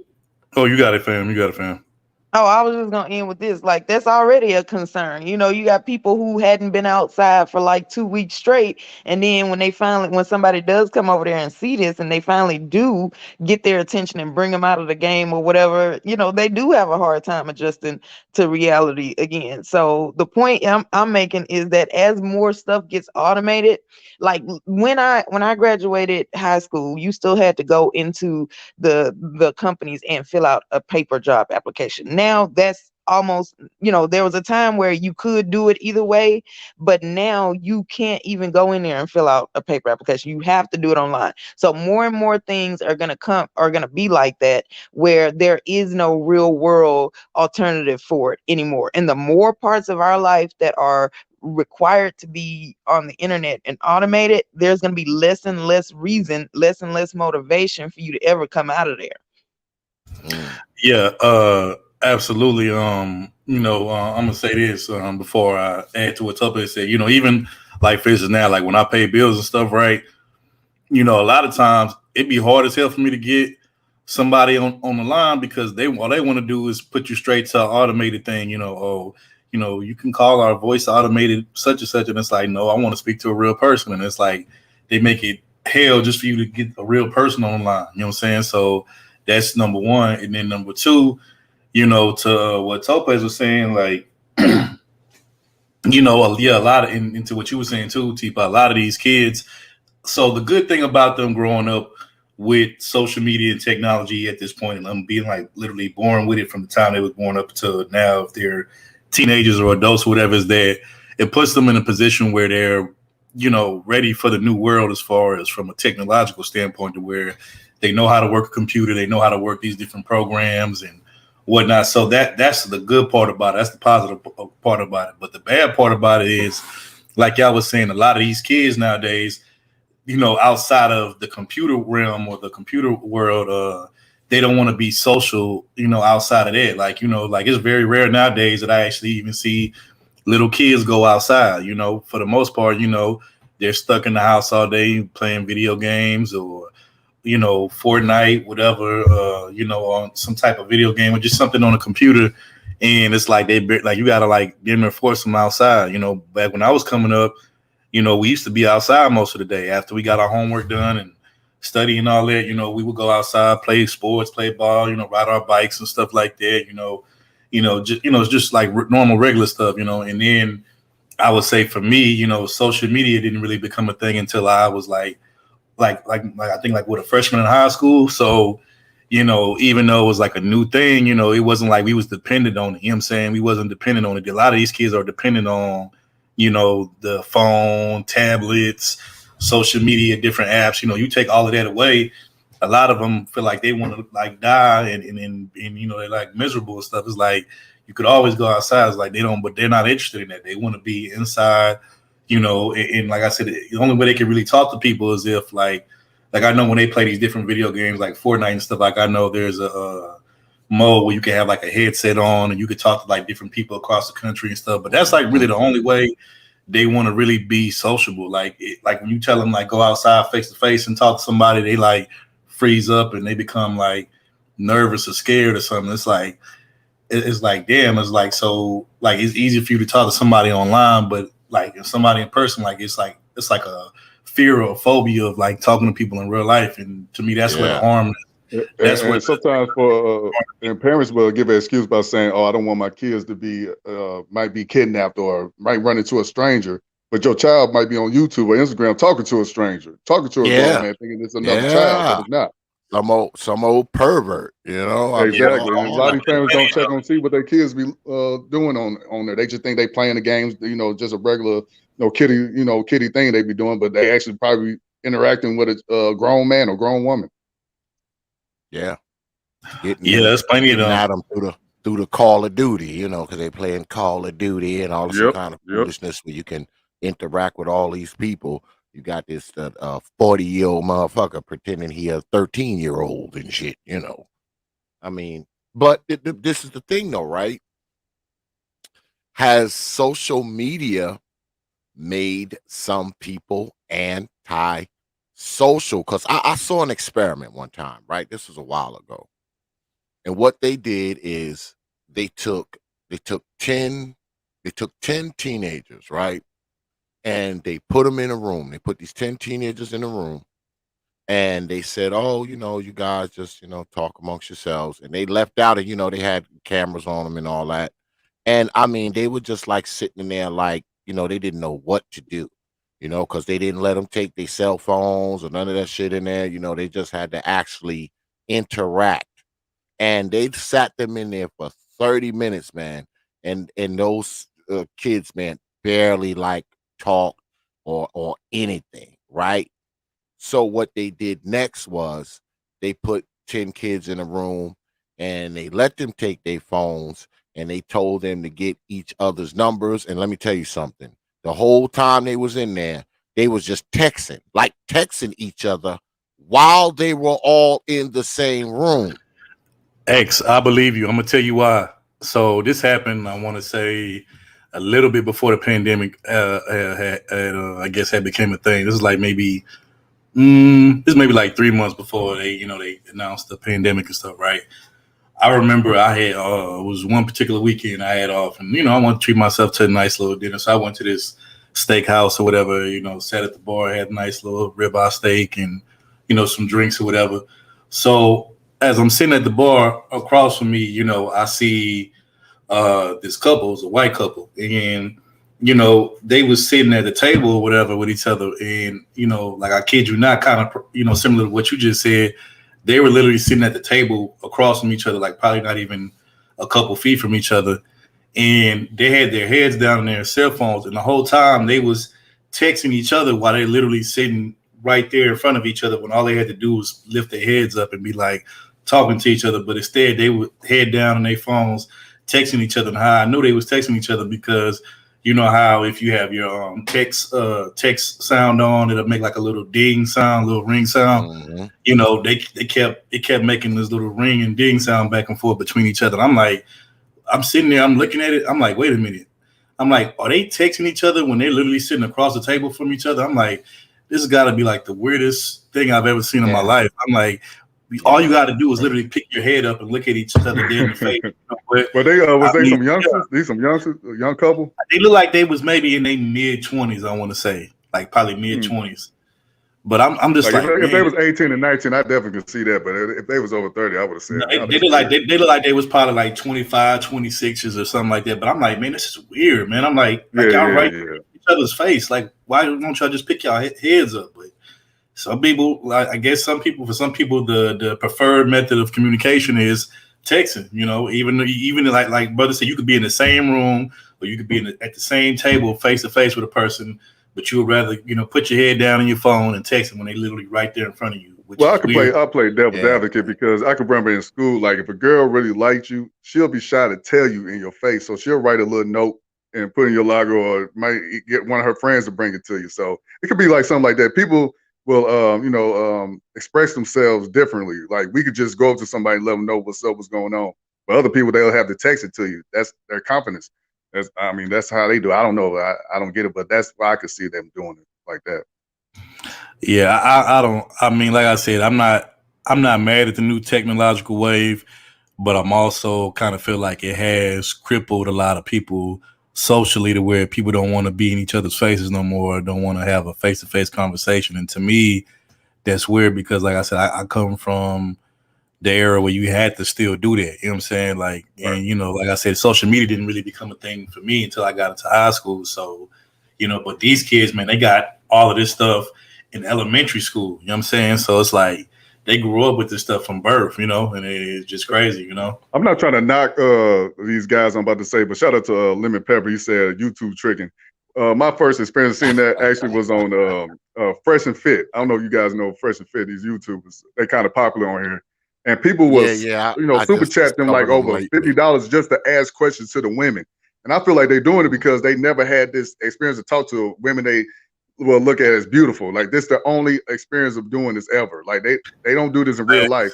So this is their only chance to really talk to women virtually on YouTube, to women. So that's the only way to get close to beautiful women. Also, another thing too, to add to what me and T.P.O.T just said about people only want to have communication through social media and text or whatnot. You got people. I've heard you have people that actually have like online relationships where they refuse to meet people, but they would, be like, "Oh, I'm in a relationship," but they never met the person that they're with. Yeah, man. It's not that they don't have the opportunity; they just don't want to for whatever reason. It's just like, oh, we rather just keep it this way, and it's like, how do you call it a relationship? Like, I can understand if you initially meet somebody like over the internet or over social media, and like at first Long before y'all, distance relationship, something like that too. But yeah, you but never then met this eventually, person, never yeah, met but them in then, the flesh, and you tell them well, all here's your the thing. business, your information. That's weird.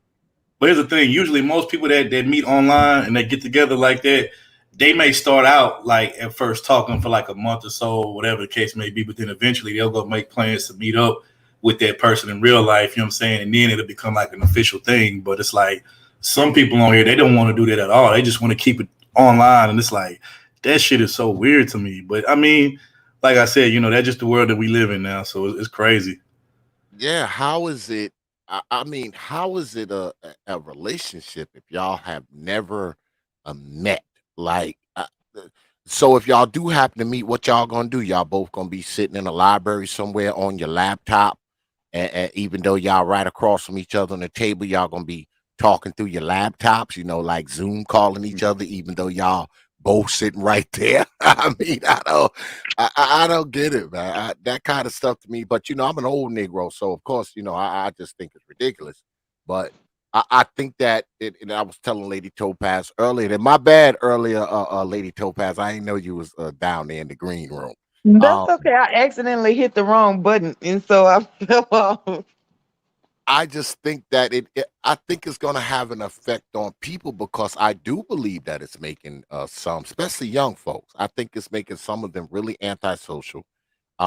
It's going to make some of them not be able to function out in the real world because regardless of anything else, man, you're going to have to get out there in the real world at some point.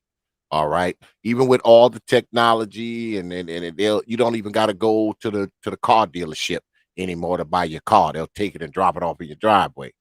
But at some point, you're going to have to deal with the real world, man. As an adult, you can get away Okay, with but hold on. Y'all gonna as a act young like person. y'all don't get the appeal at all because there are certain people that I've interacted with that if I could have a mute button, I would mute them. I really Mhm. would. Okay, so I want them to just Uh-oh. stop it.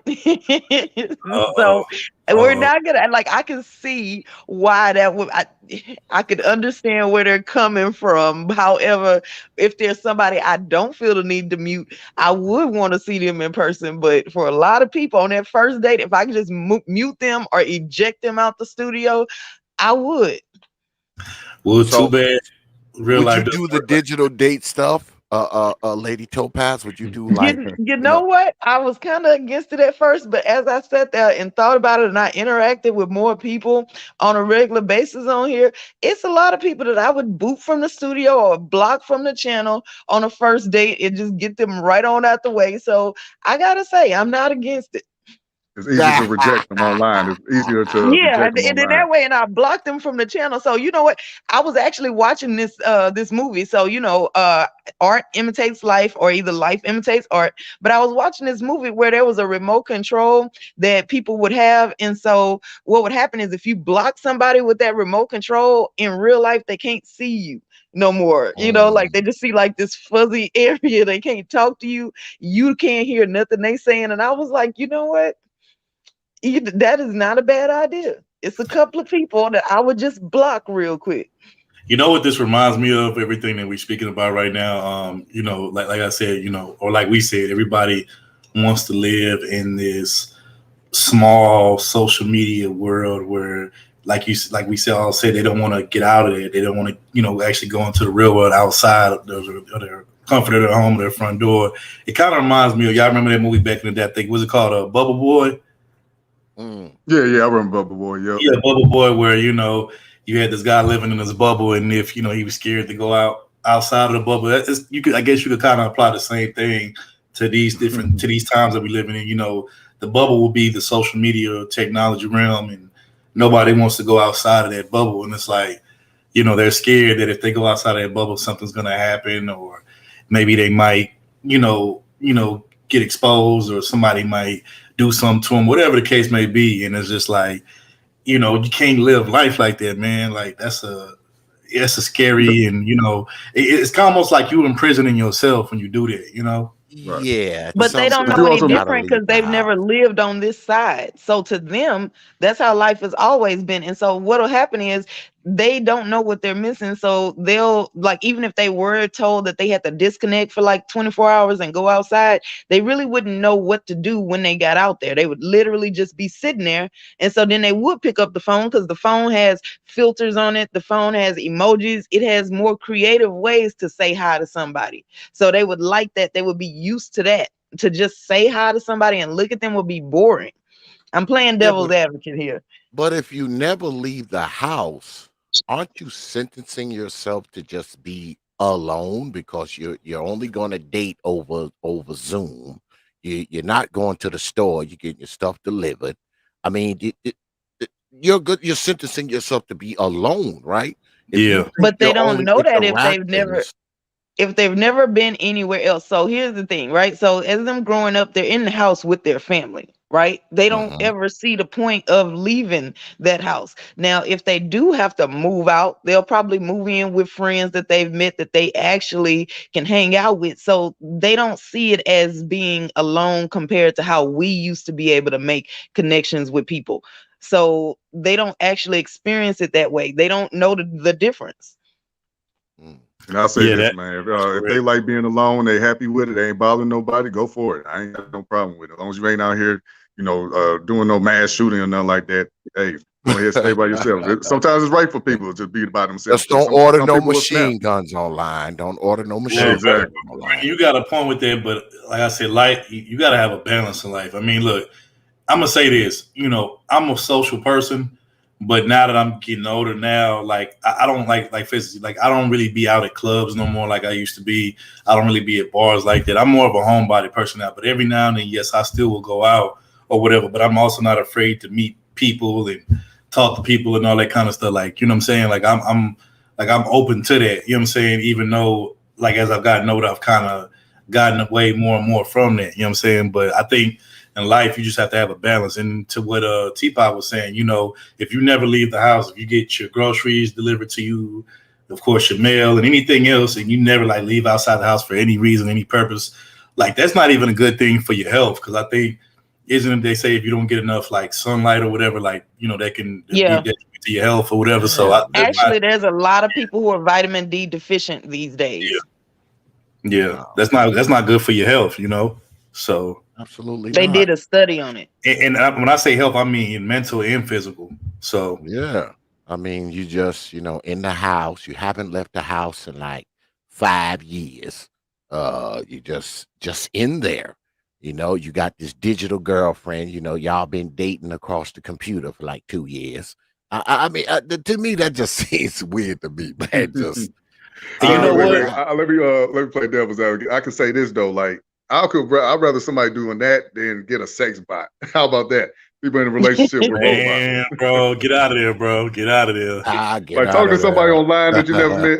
It's a human being you're still interacting with, but people are getting married with these sex bots now. So Oh it's yeah, getting that's weirder just now, man. stupid.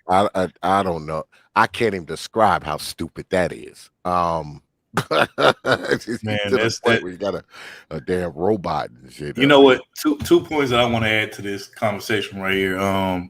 So first off, let me say this. Now that I think about it in hindsight, man, we got to give a shout out to Roger and Zed, man. They really predicted the future with that Computer Love song. Because if you really think about it, that's a lot of what's going on today, and mind you, they made this song like back in the day. So it's kind of crazy that Yeah, like man. everything that they were saying, like, the whole can you see, is it your face I see on my computer screen? Like that's what a lot of people do. That's a lot of people's version of dating today. You know what I'm saying? So it's like, damn, that's crazy that they was talking about this way back then. And like now, fast forward to where we are now, that's what's really going on. It's just crazy that like people predicted this stuff like years ago. Also, there was a like a video that I uploaded on my channel. It was a interview I think that Barry White did like in the '80s on some talk show where pretty much he basically like and mind you, this was like in the early '80s. He had a interview where he was talking to somebody. And he was saying that like people need to be prepared for technology and stuff like that. And he was saying people are going to be out of jobs because they don't understand how to use technology, how to work it, how to program it. And mind you, he said this stuff like in the early '80s. You know what I'm saying? He had this interview and he was talking about how he was, in the music industry, he was saying that big studios is going out of business every day. And, they're moving into more small studios or whatever with the new technology that's coming out. And like I said, this was in the early '80s. So, you fast forward now, everything that he was saying in that interview and everything that Roger and Zeb was saying in that song literally applies to today. And it's crazy because it's like, damn, these guys really had that foresight to see all of this stuff that's going on right now way back then. Yeah, it's crazy, man. It's ironic, that all those things are coming true, man. But do you ever think we're gonna hit like a wall? Are we ever gonna hit a wall with technology where it's gonna reach like a peak and like plateau? And Yes. when I say that, I mean, are we ever gonna get to a point where there's nothing else left, to do? Do you think that that's They keep gonna on happen? inventing new things every day. Like it's like wow, it's crazy. Okay, so let me say this because I gotta actually go, but I will definitely still be in the clouds. So I do believe that that is a thing, Teapot. Okay, like so. First of all, that's the only outcome that could ever happen. People are gonna just sit around and think of so much that they can do until they have turned everything into technology that can possibly be turned into, and it's gonna end badly because there's no like humans can't even fathom a way to live peacefully with technology because your human nature is still there. All the movies that we have about people who they do too much with technology, it always ends badly. We can't even think of a True. way for that to be okay. Okay, nobody has come up with a decent movie that is relatable for us to live with technology. So yes, it's gonna hit a plateau, and that plateau is gonna be when we realize we aren't able to be humans anymore, when we start getting, overly criticized for just human things, and then we end up having to be in a war of some sort. That's my belief.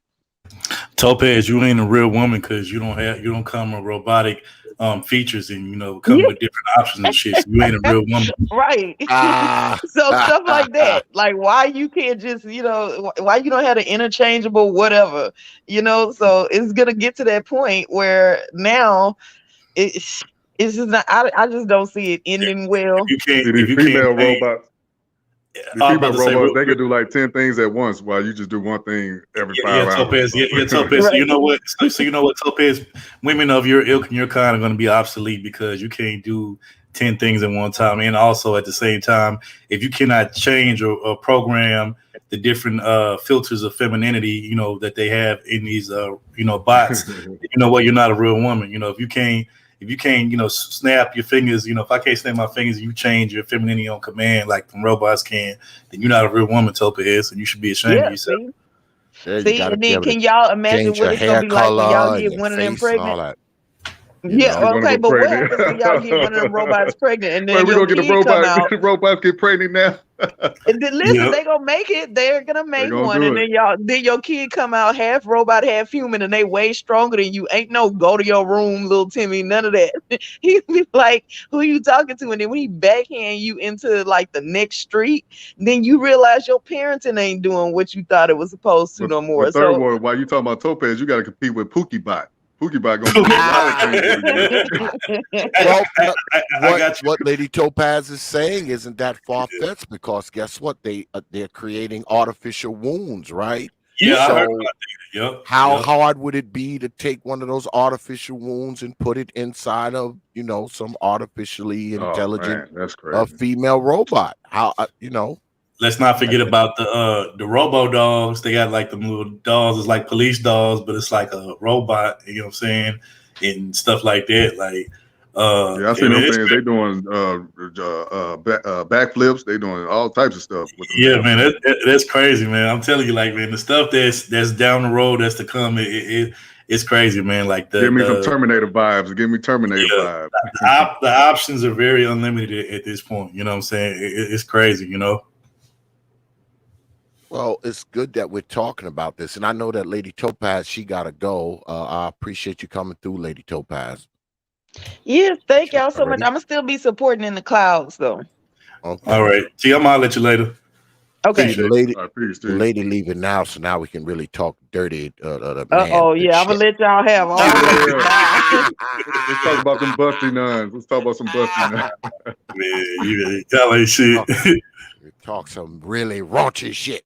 But this, it's good that we was talking about this because I zoomed down to the rise of the robots, and they say, how can we tap into the creative capacity of humanity to solve some of the challenges we have around our environment? How do we also provide jobs or opportunities for people while technology makes other roles obsolete?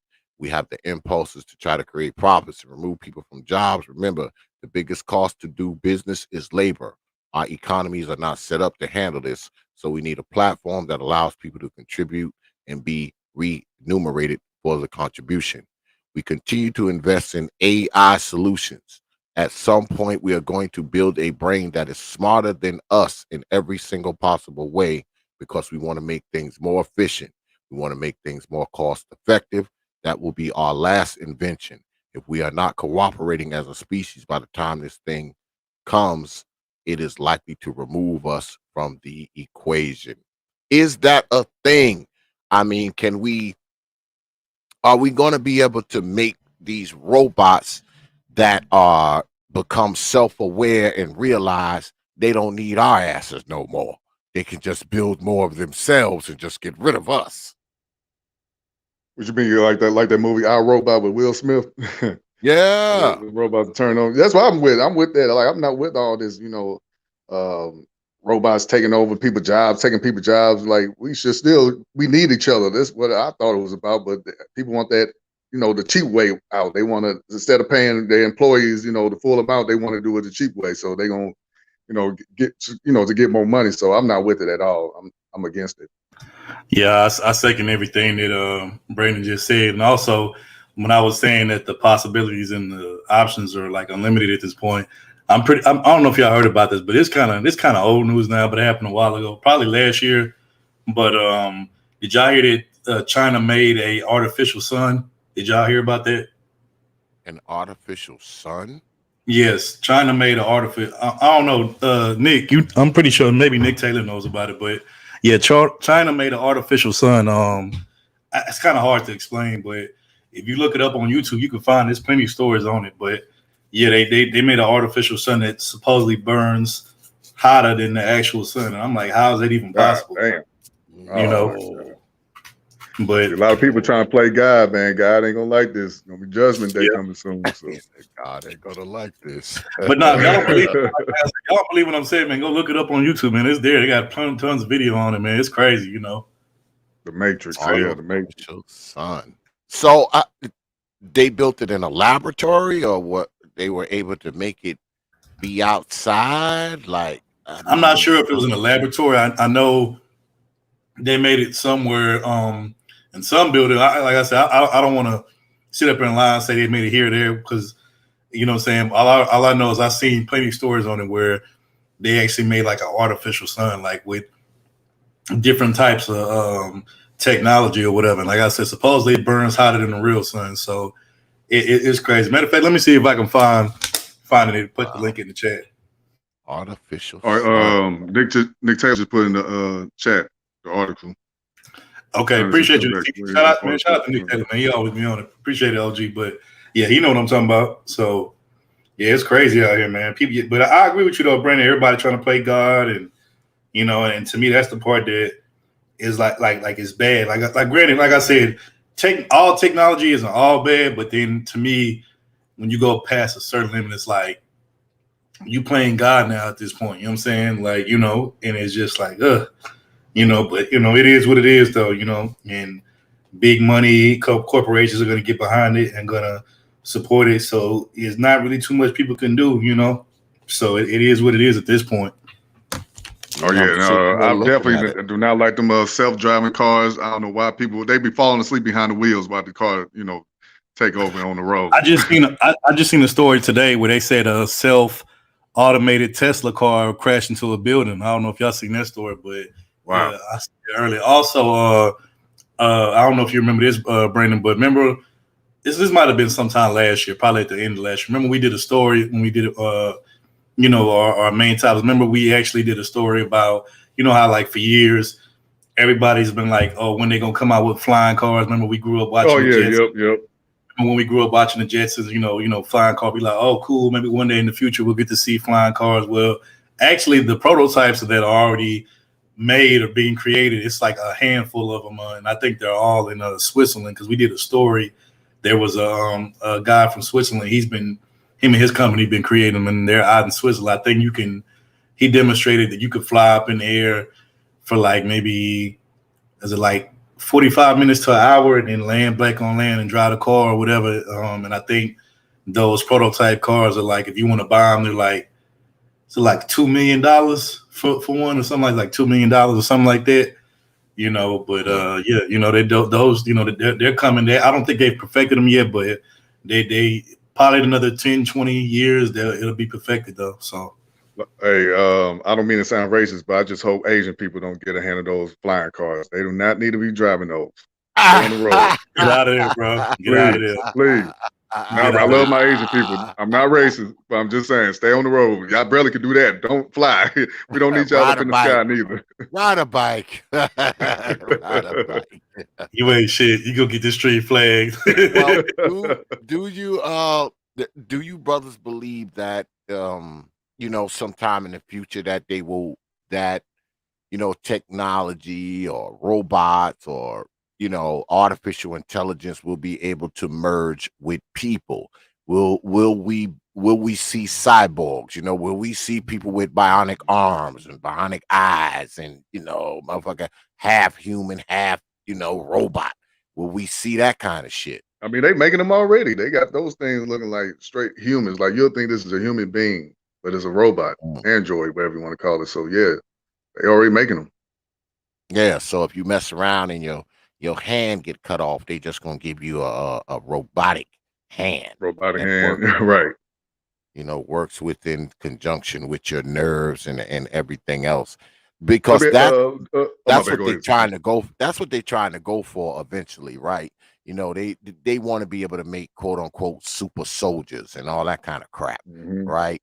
You know, they want to put some soldiers out there that got extra strength, they got extra endurance. You know, they got they can run as fast as a cheetah. You know, that kind of shit. So it's bad enough we got to deal with racist cops. Now we got to deal with racist robo cops. Is that Oh what you're yeah, telling me now? oh Wow. yeah, oh And yeah, also racist robo dogs too. Robo yeah. dog, yeah, K9s, robo K9s. Yeah, because the technology has its flaws, right? I mean, technology is good, but it also has its flaws. I mean, I got an Android phone, and Malfunction. sometimes Yep. this motherfucker freeze up, god damn it. Mm-hmm. And it's just a damn cell phone. So if you got a cop out on the beat that's a robot, I mean, he malfunction, guess what? He might start killing folks, shooting folks, arresting the wrong people. That could, that's a possibility. Right. Third was Also, just Those talking type about of how slight one of them possibilities. self-driving cars then got into an accident. So anything happened. You sure right. Yeah, this yeah, makes me wonder. So like when they start in the future, like when they start, let's say they get rid of majority of the humans in the police force, and it's like a bunch of robo cops and robo dogs. My thing is like, is that going to be a safe thing because of the simple fact that what if you got people that are like professional hackers that hacking the people's stuff for evil, and they can hack in and program it to do like the opposite of what it's supposed to do instead of Right. protecting. It's yeah, man. terrorizing people, harming people, and all this kind of stuff. Yeah, somebody take the mind of the robot over, and now the robot is just, on a reign of terror. There you go. It's not like you can't stop it, because it's a robot cop, so it's already bulletproof. So you can't stop it. They did hack into his mainframe, and now they got him running through places, robbing banks, killing people, taking people hostage. You can't stop him. He's armed. He's got all this armor. All this armor on him and all kinds of weapons and whatnot on him. Yeah, because You they know, hacking into shit now. Well, you what's know funny? how They to actually, stop them T.P.O.T. All you gotta do is call Connor. He'll come through and help us all. oh my Yeah, god, All my yeah. Terminator fans. But what's funny though? They already hinted at that and made fun of that. I think in a Family Guy episode where at the school that the kids was going to, they had like a robot hall monitor in there. People be like leaving class, be like, "Can I go get a drink of water, go to the bathroom, whatever?" And I think in the cartoon it was like, I think he stopped the little kids like, halt. It was like, show me your hall pass, and then the kids showed the hall pass, and it was like, second request, show your hall pass. It's like, but I just showed your hall pass, and then it's like third time asking for your hall pass, and then like it went into like this like vicious, violent mode or whatever. So it's like, yeah, so that is very possible that these robotic replacements that they have for us probably down in the future could possibly get hacked or whatever for all kind of crazy terrorist type of stuff. So do y'all use like Siri and what's the other one name? I forgot the other one name. yeah, I use Siri Alexa. sometimes. Alexa. Yeah, Alexa, yeah. Oh, you do? Okay. What about you, T.P.O.T? Well, I don't have Well, Alexa. I just got Siri.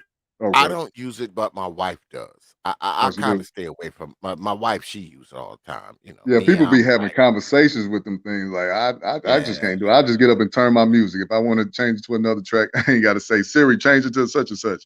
So I yeah, don't know. That's kind of weird to me too. my wife do that shit. For the TV and the stereo and all that kind of Hmm. bullshit. I just turn the motherfucker on. I grab Right. the remote, Exactly. turn the motherfucker Exactly. on.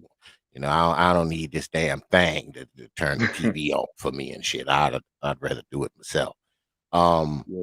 Yeah, but that's a concern of mine because I was looking at this site the other day, and they have like these robot security. They're like a security robot car, right? And it's designed to, I guess, help law enforcement. And the ones that they had are not armed, but they said they're going to be coming out, with armed ones. So, you got this robot and it's riding around, I guess, securing a place or a building or a complex or a neighborhood. And, you call it when there's a problem and this thing malfunctions and starts, killing people or shooting people or because like I said, I mean, technology, man, will mess up from time to time. And Right. I'm a true believer that some things have to have some degree of a human element. I mean, Yeah. we can't leave it all to the damn machines and robots, man. Facts. You got to have some people there. So, because people have something called discernment, because you can only program something so much, right? You can only program X amount of things into it. You have to be able to have some degree of humanity attached to things like that, because we don't know how this robot is going to assess this situation. We don't know if this thing is going to be able to make split decisions. You don't know. You don't know, and some of that stuff hasn't even been fully tested. And you put it Mhm. out there, and you got guns on it, and also kind of foolishness. People can get hurt, man. If we barely Killed trust even. humans, what makes you think we're gonna trust a robot that a human created? That could probably be Exactly. programmed to kill, blacks or whites, whatever you want to call it, whatever. So no, I don't Yeah, trust it at all. you got this damn racist ass goddamn security robot shit, walking around the goddamn neighborhood, is it, and you call it, it come there and kill you, and it Hmm. won't even kill the damn person breaking into your house. It'll come there and kill you because it's And that think same you're the robot person. probably killed the person that it was created by. So anything can happen. Ain't that some shit where it's already bad enough you got normal human beings that's racist to get you, but you got automation, being or thing that actually is racist towards you just as much as the damn human being. Like, ain't that some shit? I thought it was Yeah. it was his brother. He was at Walmart. One of the robots was following him everywhere he went, trying to make sure he don't steal nothing. Yeah, that's cold. That's cold. I wonder if he would turn out and be like, man, man, leave me alone, bro. Leave me alone. Right. Hey, the robot gonna say, "Hurry up and buy." Man, bro. and that shit ain't that far off, because I was in Sam's Club with my wife about Mhm. 2-3 weeks ago. They actually had a robot. It was a robot in there doing the floors. I was like, oh shit, I saw this thing ride by. And usually you see like a person like driving into something, but no, it was completely robotic, man. And it was just riding around, it was cleaning the floors, it was stopping, it would make like a little sound when it went to, turn down the next hallway. It would stop and go boop boop, to warn people. I was like, oh shit, look at that shit. So you ain't Yeah, got to I worry work. about no robot spitting your food or nothing. Maybe some little oil, maybe. That's less. Ah, I work in a hospital, right? And I deal with like the supplies and stuff, right? And I know some people that that work at the hospital in the maintenance department, right? And to what T.P.O.T was just saying, yeah, like the floor machine, like that cleans the floors and stuff like that, so that way when you walk into these hallways of the hospital, that these floors can be like spotless and shiny and all this stuff. Usually, like T.P.O.T said, it's a person that's operating these floor machines and pushing them and functioning them. But like, yeah, I've been in Walmart or in different stores, and I've seen these self-automated bots come in the aisle and clean up the floors, and it's like nobody there, it's just the robot. And I'm like, man, this is crazy. You know what I'm saying? And I seen something today that was even more, that was just as crazy. So I was looking at like a video on YouTube. They like came on recommendation. I guess it was this couple that they was in the mall somewhere. And you know how every mall you go into, they have like a food court where you can go get some food from whatever little different food places are in there. So they're in the mall, they go to a food court, to wherever little place they go to get food. They're sitting at the table waiting for the food to, get up to get the food while it's being cooked. Man, this like robot thing comes, and it has like a little table, and it has like these little arms or whatever, and it comes and it drops off the food, and it drops it off like right at the table where they're sitting. They didn't even have to get up. It like literally picked up the bowls from the little table that was attached to it, and it just like dropped it off on the table. I'm like, man, this is like weird. It's like some next level out of this world type ish, yeah, But yeah, T.P.O.T, you must be pro robot because you got bots in your chat. They timing yeah, that, everybody that out. They blocking yeah, everybody, well, man. They and yeah, heartless. They heartless. it makes a lot of mistakes too. I mean, it'll Yeah, fuck up, yeah. People got to email accidentally you and say, block "Man, why you somebody that block don't. me?" Yeah, it'll block somebody that I like and shit. It be blocking my motherfuckers who done Yeah, supported I me had to for unblock a years. few people that rock with you and support you myself. Yep. See, there it is. The motherfucker is heavily flawed. You know, it'll block one of my main supporters and shit. They be writing me, oh man, X-Man, that robot, it blocked me. That's why I say I don't trust it. I don't. Facts. I mean, Facts. how can I possibly trust? Because it doesn't have the discernment.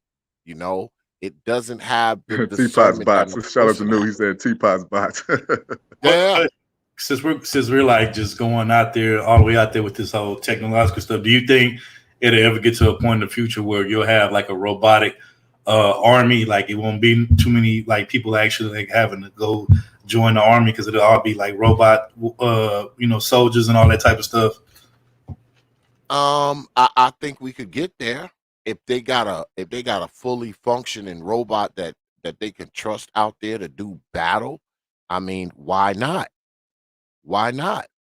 But you would still need a person to reside and over the robot to program it just in case like something faulty happened, right? Yeah, yeah, that's the thing.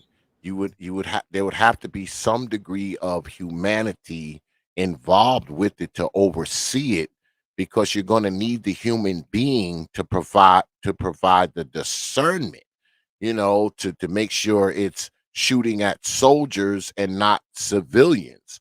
Because what would you put inside of that machine to make it be able to tell the difference? You Yeah, know, so it can differentiate between the two. yeah. Yeah. Yeah, Hmm. what would you put in it unless you have, some type of human backup, to make sure that it's not doing it? Or do you rely on just the robots programming to make sure they don't kill innocent people? Good question. That's a really, really good question. Yeah, I Man. mean, what do you install in it to make sure? Just like if you had like a robotic cop, like a RoboCop, like Mhm. how do you keep this robotic cop from killing innocent people or arresting innocent people or hurting or shooting innocent people? How do you stop it from doing that? How would it tell the difference? How? Yeah. You know what would be interesting well, it wouldn't be interesting for me because I like the realness of it, but like if professional athletes became a thing of the past and it's like all robots, like robot football players, basketball players, baseball, Olympics, like man, that'd be crazy. Like, cause it'd be like you don't really know who's going to win, because it's like it's all based on I guess who's the superior bot. I guess at that point, Yeah, yeah, you know, yeah, versus with human athletes, you kind of know where different athletes rank as far as skill set wise. yeah. Because it would come down to design, right? It would Yeah. come down to whoever has the best designed bot would probably do the best if you Like, could if you you got the imagine? right design. Like, shout out to all my people out there that's like fan of like race car driving NASCAR. Could you imagine if all the NASCARs were like self automated NASCARs and you going like how would you be able to bet on which NASCAR is going to win from race to race? You Yeah. know? And then, of course, we'd have to worry about the hackers, right? People who could hack in to Yep. these things. That's why I You brought that know, up earlier. Yep. yeah, people can hack into these things and have these things doing all kinds of stuff. They'll have the robot on some old type of robot steroids before so it can outperform everybody out there. Have it on robot steroids. be, Yeah, man. I mean, be like I said, stronger than everybody. that's why I said, man, the possibilities are endless, man. It's crazy. That's why, you know what? At some point, I do agree that this whole technological stuff does have to hit a ceiling or a wall because I think at some point, if it doesn't, it'll just get too out of hand. So, Yeah. Yeah, because see, this is the thing, right? This is the problem with that kind of stuff because whatever technology is out there, usually there's some underworld person that's light years ahead of it. So, for instance, if they're making robotic soldiers, right? It's just a matter of time before some criminally minded person then got them a few of them and they using them to terrorize the neighborhood, terrorize the city, terrorize whatever. It's just a matter of time. Just imagine you have like I think they did do a movie about it, but I think it was a movie called Stealth where it had a automated fighter jet that had its own mind and end up turning on the people that programmed it and all that kind of stuff. And just imagine that in like real life. Yeah. And when it comes down to it, when if that was to happen, and you got these robotic machines that are doing all this destruction, you know who's going to be able to get rid of it? It's going to be humans. Humans are going to be the ones to get rid of it. You're probably not even going to be able to take it down with another robot. The human element is going to have to come in to rectify this situation. Someone who knows the program, knows its weaknesses, knows its fallibilities. I mean, they're going to have to come in and stop it. Correct. I agree. I definitely agree with you on that. Yep. Yeah, they got to come in and stop it. I mean, Yep. it's just crazy, man. And I want to see what it's going to be like in like 10 years. I don't think it's going to be much different than it is now. I gotta agree with Lady Topaz. She said it's probably going to be another 30 years, which means my ass will probably be dead by the time all this happened. But I think 10 years from now, it's not going to be much different than it is now. If anything, you will probably see you may see some robotic stuff, but I don't think we're going to do too much in the next decade or so. I mean, I Nah, don't it's see gonna that be like 20 time. years plus. It's gonna be like 20 Yeah. years more. So, but real quick, you want to hear something recently that we talked about? It wasn't today. It was the stream last weekend. And I was actually kind of impressed because it was actually very innovative and technological savvy type of situation. But there was a story that we did. One of our main topics. Go There was ahead. Go ahead. Keep talking. I'm gonna be listening. I can still hear you, okay. but I gotta step away for a few minutes. Okay. There was a brother out of Detroit, and I guess he was like a street guy, street hustler. He actually bolted a vending machine, like an electronic vending machine, on the side of his house. But the vending machine, it sold weed out of the vending machine, so you could like put your money in there like you would like if you were trying to get like a snack out of a snack vending machine. But instead of it, the vending machine shooting out like a snack, like chips or a candy bar or whatever, it was actually shooting out like packs of weed. And this dude was making like $2,000 a day, off of this weed vending machine for like 4 years. And I think Topaz at the mail, it came out to be like $4 million and some chains. But I actually was impressed by that. That was actually kind of very impressive to me. But of course, it was still illegal in the state of Michigan. So he ended up getting in trouble for it and ended up, going to jail. But I thought that was like very, very creative. I'm like, damn. I'm like, I like who would have actually thought about that, but this guy, but it was crazy though. But yeah, Nick, you see the Nick, you know what I'm talking about. You know exactly what I'm talking about. Yep. Nick Taylor, don't he look like Third Ward? This is the dude right here we talking about. You ain't just shit, like man. my brother Third. The dude that Brandon has as his avatar, that's actually the guy who did the weed vending machine on the side of his house, who bolted it. I think his name is like Marcellus Cornwell or something like that. Yeah, Marcellus, yeah.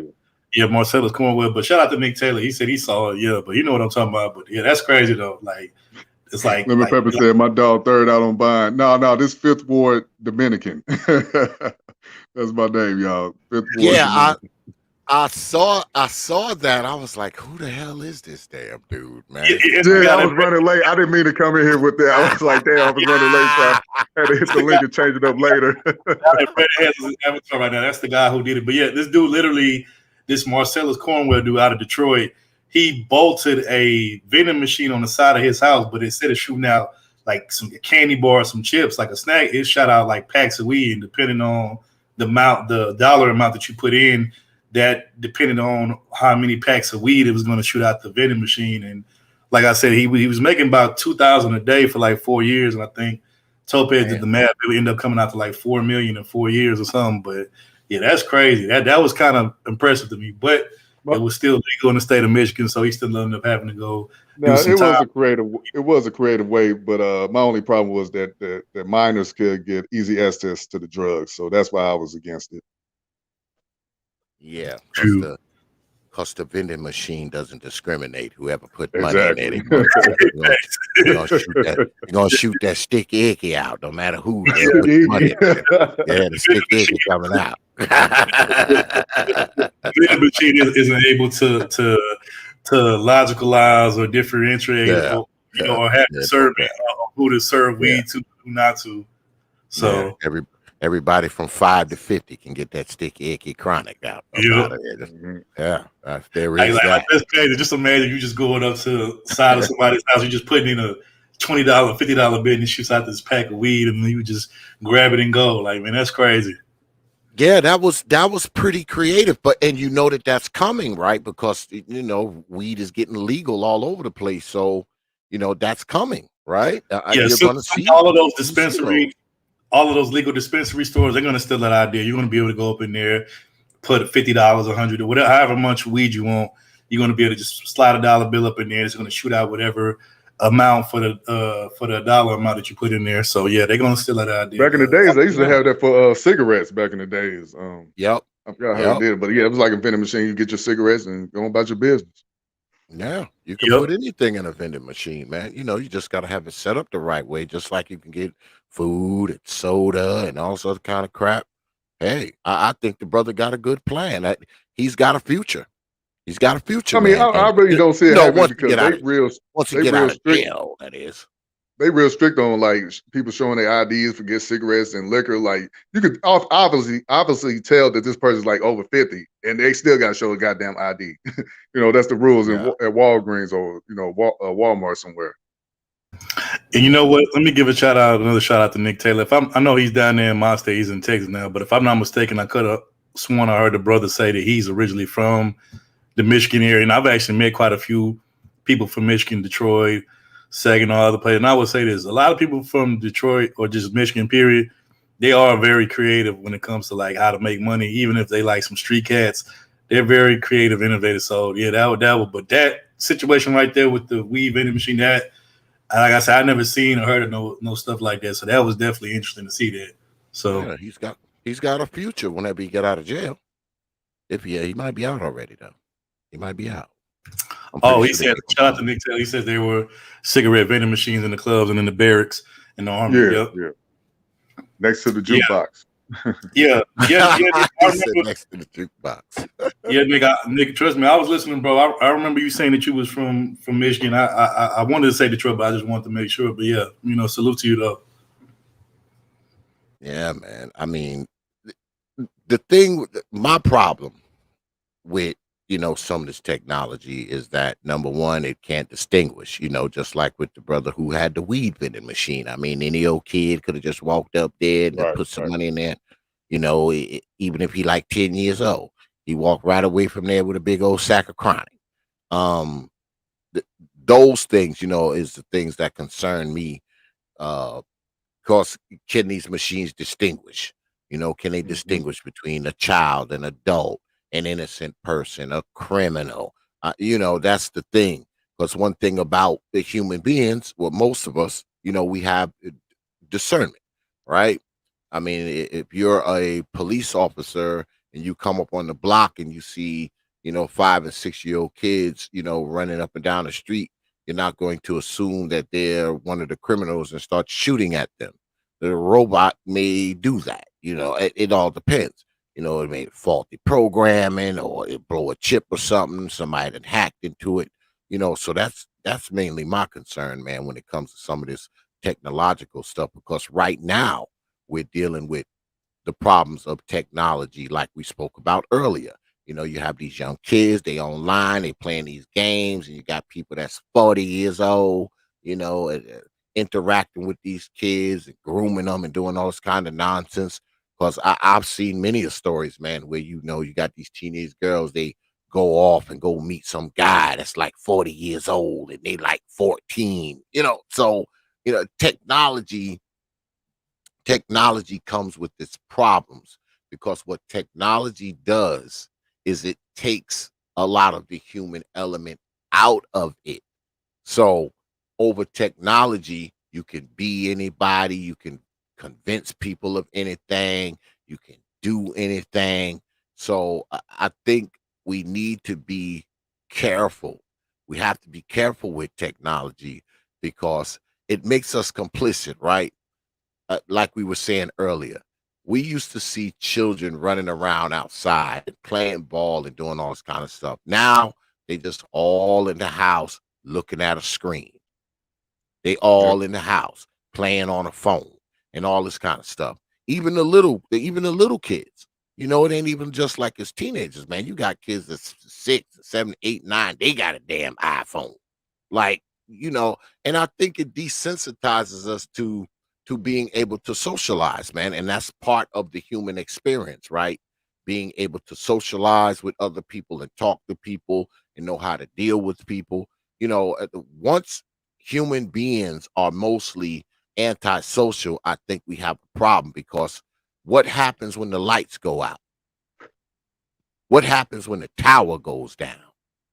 What happens when you have to leave out of that goddamn house? What happens?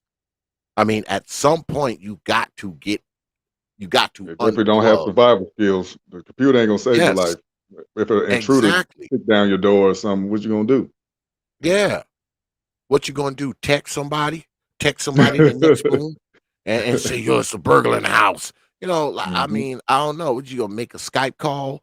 I mean that we have to have some degree of socialization because I don't believe social media is socializing. I never have. I don't consider it socializing, being on media, man. I look at YouTube like a fancy conference call. That's all it is a fancy conference call. You know, this isn't quote unquote socializing. This is interacting. This is exchanging ideas, but this is not socializing. You know, I can't look over and hand one of y'all a cigar so we can have a cigar. I can't look over and hand you a beer so we can have a beer. You know, I mean, it's just to me, maybe because I'm an old Negro, but I just think once you start putting too much technology into the lives of human beings, you start subtracting some of the human element out of being a human being. That's just what I think. You know, I don't want a robot walking my dog. I want to walk my dog myself. You know, I don't want I don't think I want a robot pressure washing my house. I want to pressure wash my house myself. You know, I might let him wash the truck. I'll let him do that. But you know, the other shit I want to do, you know, I want to do the shit. You know, I want to do it. I want to get up off my ass and take my garbage to the street so the garbage man can get it. I don't need a robot because I saw that before, man. I saw a robotic garbage can where the fucking garbage can goes to the damn sidewalk by itself. I saw that shit. I was like, damn. Damn, I they taking mean, the garbage man job now. Oh my god. yeah, the garbage can goes and it sits on the street for the garbage man to come and get it. And once it's emptied, it you know it rolls itself back, you know, into the fucking yard. I was like, oh shit. I think technology has the. I think the danger of technology is that it can make us lazy. All right, Lazy. Yeah. it can make us lazy, man. Cause imagine if you don't have to do shit, right? Imagine if you don't have to take your garbage out, right? You don't have to go to the store. You don't Ain't gotta have to get do groceries, anything. none of that stuff no more. Yeah. Yeah, you ain't gotta go shopping. You ain't gotta do none of that shit. You can just be in your house for like 5 years. Just never leave. First of all, your ass will be pale as shit and have that fucking vitamin D deficiency that Lady Topaz was talking about. You got that to deal with, right? And then on top of that, how fat and bloated will your ass be? Cause you ain't gotta do shit but lay around all fucking day. Unless you working out in your house, unless you working out in the crib or something, because you ain't doing shit. You're doing nothing. You're doing nothing. You're not going to the store. You're not going out the house. You're not shopping. You're not taking your fucking garbage to the street. If you want to buy a car, you don't even gotta go to the dealership to do that. You can go online and they'll take that motherfucker and drop that motherfucker off in your driveway. You don't But have to wouldn't do shit. but wouldn't you want to test drive your car first before you just get it paid for it and have it shipped to your house though? Like, you know what I'm saying? Exactly. You know, like this. Exactly. You know what? When you was talking about the robot walking your dog, you want to walk your dog because I have a dog, and yes, I enjoy walking my dog. But it kind of you made me have think about the whole Jetsons thing. Remember when I forgot they didn't they have like a robot housekeeper, and sometimes she Hmm. could walk the little dog Astro. Yeah. So Yeah. you know, yeah. I think that that's a real thing, man. That's a real concern that technology can make us kind of lazy, man. I mean, I noticed that, we are so wrapped up in like our phones and shit that a lot of people don't even wear watches anymore. You ask a person what time it is, they don't look at their wrist, man. They look at their phone. They look at their phone. Yo, man, what time is it? They go right to their phone. They don't look at their wrist. Well, I'll say this though. Topaz actually got this new thing called what is it? The iWatch 4 or something she got, and she No, uses she it got. as a watch in her phone. So, I got an iWatch. She got the Samsung oh, watch. Samsung, okay, Yeah. yeah. Yeah. Mhm. So I people using mean, watches as phones too now. yes. Yes, man. Everything is I was in the store, man. I was down in Georgia a couple months ago, and I was inside a store. I had went inside one of the smoke shop because I'm a cigar smoker. I like them Romeo and Julietas, man, them 1857s. And I went into the smoke shop, to get me a box of cigars. And the guy in front of me went up and he went to pay for his shit. He didn't pull out a credit card or nothing, man. He bumped his watch up against the kiosk. Yeah, that's called. I know what you call that's called iPay. Where you just like if you have an iWatch, Apple Yeah, Watch, all you do yeah, is you pull up whatever the little the barcode or the screen code is, and you tap it up yeah. against the thing, and it just pay for it. You go. Yeah, yeah, I know what you're talking Yeah, about. I was like, "Oh shit." And I stopped the brother. I was like, "Yo, man, what the hell is that?" Because I had never seen no shit like that before. Yeah, he just pulled his watch, just put his watch up against the thing and bought his shit. I was like, "Yo, brother, what the hell is that?" And he was like, "Yeah, it's a watch, I just do this, and he put up against the thing and it pays it." I was like, "Damn." I said, "Man, there's going to be a point now. This world is going to come to a point where guess what? You're not going to have to carry any cash. You're not going to have to do any of that shit. You're not going to have to carry ID. You're not going to have to carry anything. All Yeah, that I don't shit even be need my loaded. insurance card no more. I got my insurance on my phone. I pull out the Yeah, email or yeah, go to the officer if I got to. yeah. We have that too on in our cars. Like we don't have the physical insurance card in the car. I mean, Hmm. it's all online. And Yeah. we're gonna get to a point where you're not even gonna have to carry anything. You're just gonna have like a phone or a watch. Your ID gonna be on there. You're gonna have your digital. You're gonna be able to digitally sign shit. All of that, man. You ain't gonna have to carry nothing except that watch or that phone, and you'll be able to pay for your shit. You'll be able to sign for shit. You'll be able to submit documents. All of that. You're gonna be able to do all of that. And you know what? And I don't blame.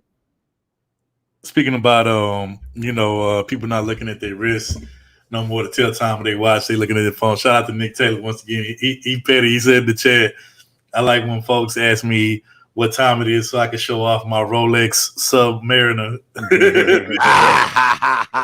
Well, Well, see me, I'm a watch guy, man. I got about 70 watches. So I always wear a watch. I've been collecting watches for years. And I always wear a watch, even when I'm working. I got like 2 or 3 different work watches. I get a lot of watches as gifts from people. So I'm always gonna have some type of watch on. You ask me what time it is, I look at my damn wrist. I'm like, brother Taylor, goddamn it, I'm gonna show my Rolex off, so the my Michael Rolly. Kors, yeah, my Michael Kors joints. I'm gonna show you my shit, and I'm gonna put it in your face too. I ain't just gonna look at it and tell you. I'm gonna be like, here you go. It's 10 o'clock.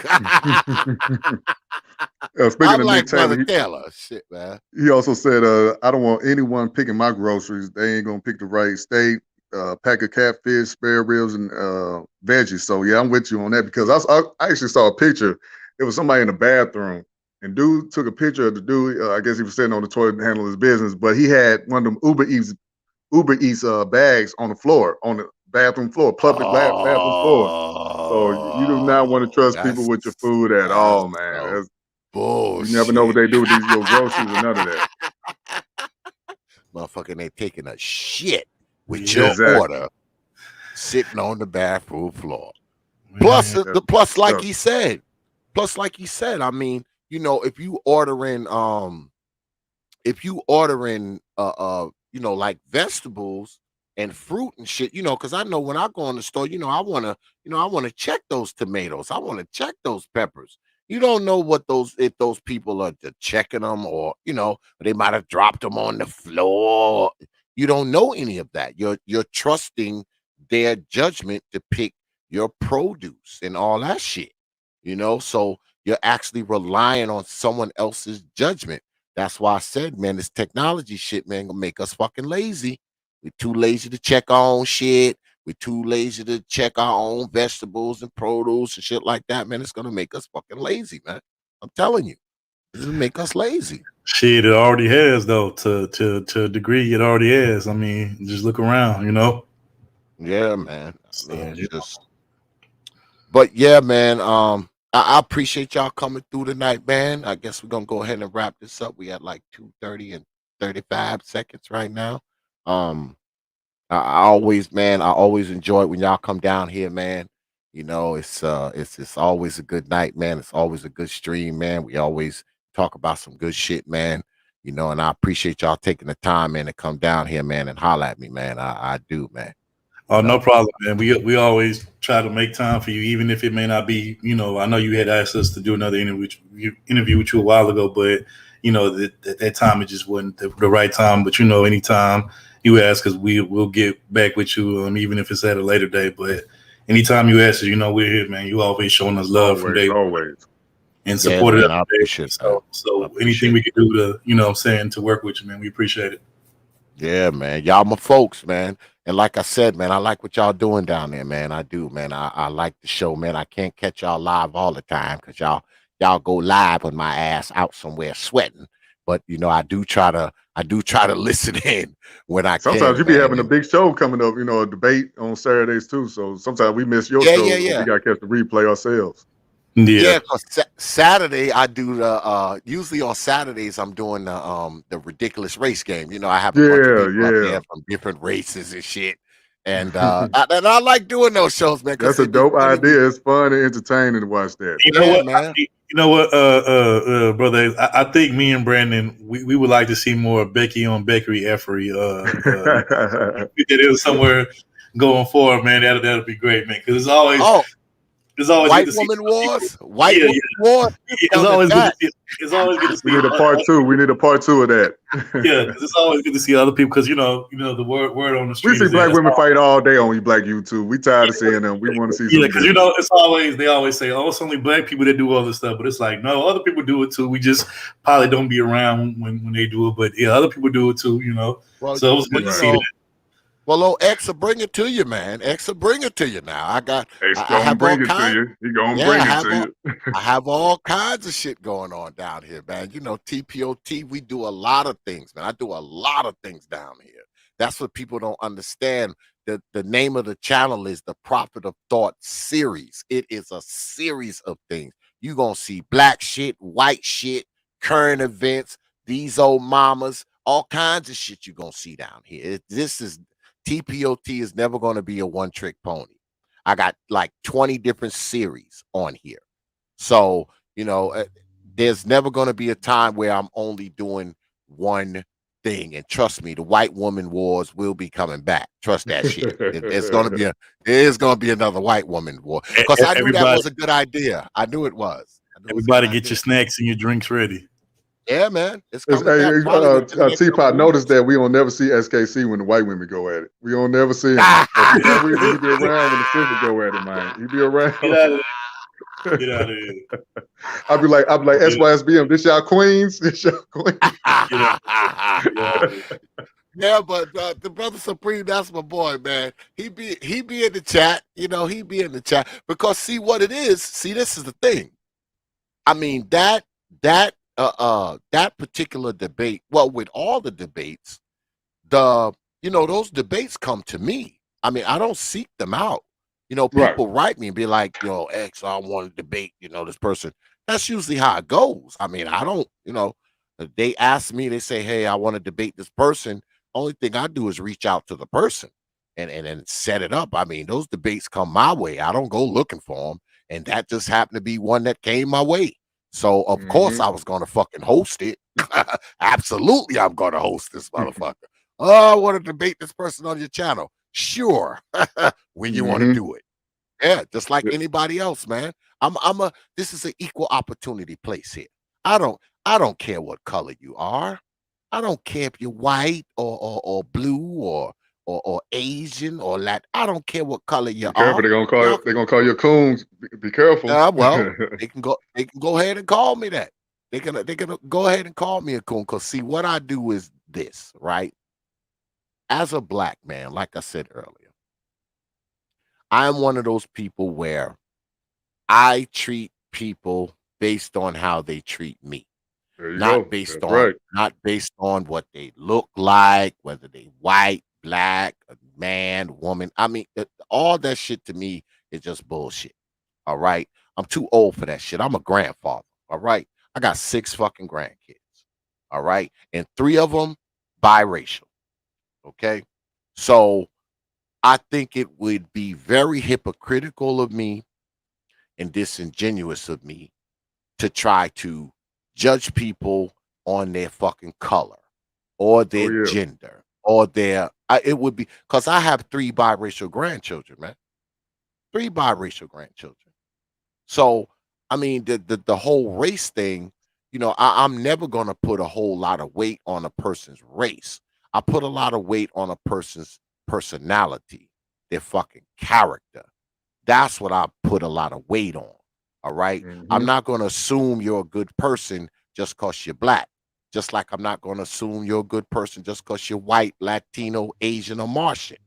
And likewise, I'm not going to assume you're a bad person because you're black or white or Latino or Martian or Asian. I'm just not going to do that shit, man. And I think that's what a lot of people want you to do. They want you to put these labels on fucking people that you don't even know, not realizing that that's you being prejudiced while you talking about other people being prejudiced. That is you being prejudiced when you put labels on people that you don't even know just because they may be Latino or white or Asian. To me, that's stupid. It doesn't make any sense to me. And I refuse to do it. And if I lose subscribers or viewers or whatever because of it, fine. It is what it is. Because if you're a motherfucker who like to judge people on what they look like, guess what? I probably don't want you fucking around me anyway. Because you the same motherfucker. If you'll judge them, guess what? You'll judge the rest of us. Because I'm a true Preach. believer that black people, we some of the most prejudiced motherfuckers in the world, and not prejudice against other people, prejudice against each other. Yeah. So yeah, man, I'm not gonna fall into that trap, man. And if people don't like it, guess what? They got a mouse, they got a finger, they can always swipe the fuck up off of here and go watch somebody else. And I I always believe say, in the yeah, I've been jumped, I've been shot at, been stabbed by all black folks, not one white yeah, person. Not saying it can't yep, happen, not saying ain't no white people that do yep, crazy shit neither, but I'm just saying yep, everybody's experience is different. So that's why I respect other absolutely, people's experience. So, but I still absolutely. love I've my been people. I shot. still got love for my people though. Yeah, me too. Me too. But some of the shit they do and say is just bullshit. Yes, All sir. right. It's just bullshit. Some of the worst things, I'm gonna tell you, brothers, this before I let y'all go. Some of the worst things that have happened to me in my life, brothers. All right. And I'm not a young man, I'm in my 50s. Some of the worst things that have happened to me in my fucking life, brothers, have been done by black folk. Some of the worst shit. Some of the worst shit has been done to me by people who look like me. So, that being the case, you would think it would be logical to be prejudiced against black folks, right? Because they're the Hmm. motherfuckers who've done the most to me. So, if I ain't gonna be prejudiced against the motherfuckers who did shit to me, I'm definitely not gonna be prejudiced against people who have done nothing to me. Preach. Right. Facts. Amen. Facts. I agree.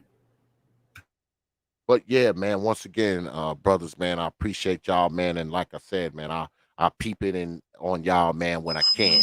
You know, when I can catch y'all. Because I like to catch y'all live, man. Because live shows to me are just better. I don't do a lot of watching the replays. I like Yeah, it's live something shows, about that man. live, man. You got to catch stuff Yeah, live. man. Yeah, Yeah, because it's so impromptu, it's not scripted. yes, Yeah, When you sir. go, yeah, when you go and watch it afterwards, it's like, oh yeah. man, And that Not the same feelings. Not the same feeling. no, real nope, quick before nope. we get up out of here, going to what you said earlier when you were saying that the one thing that you're not the only one that said that most people that listen to our content that listen to us and like what we do, they said the same thing. But the whole us having the type of chemistry that we have is very natural, real, and organic. I think that's the thing too about not even just relationships that you have with people that you get along with, but even just when it comes to like the live streams, like like the reason why it works for us is because we actually get along even outside of the live stream. Like we could be in our little back chat talking and laughing, getting along, and it's all real and genuine, organic. But the thing about it is, if you have a show and a live stream, and the organic chemistry isn't there, it's going to show in the stream. It's going to show because, like you said, everything on a live stream is like impromptu and it's like on the spot, spontaneous. Like we don't like we may plan the topics that we're going to talk about like from week to week,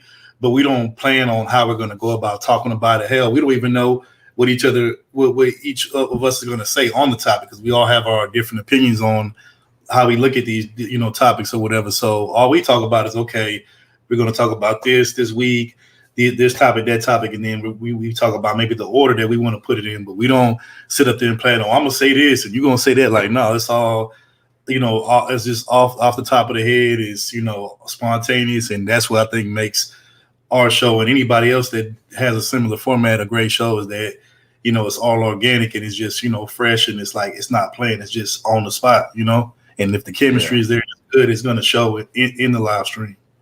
Third yes, Word Show ain't lying because it could be a that's topic. good. I'll be thinking like Third Word probably gonna say this, Topaz gonna say this. They'll throw a whole complete curveball. Like, damn, I didn't know they was gonna say that, or disagree with it. But yeah, so nothing scripted. It's all authentic. You know what I'm saying? So we definitely go by just freestyling, basically, you could say. Yeah, man. It's a good show, man. I like what y'all do down there. And y'all cover a multitude of topics too. Y'all don't, y'all do like multiple topics, man, in one show. And with the live shit, man, you actually can interact with the people. You can write some bullshit in the chat, say something. I just think live shows are better, man. I just think they're Hmm. better, man. I don't know. Yeah, I just think facts, they're better, man. facts. I think they're better.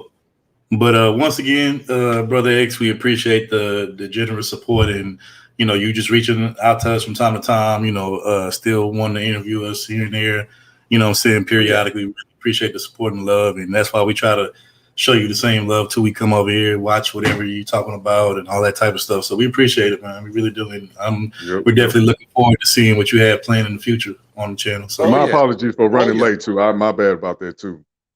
I ain't worried about it, man. Y'all better keep coming down here because when y'all blow up, God damn it, I want you to fucking be coming down here still, God damn it. Now I you want don't y'all to forget us when you blow, blow up. Now you the yeah. one blow, that's blow up and stop coming blowing to up me yourself. shit. Hey, man, Don't forget one about thing. us when you blow up.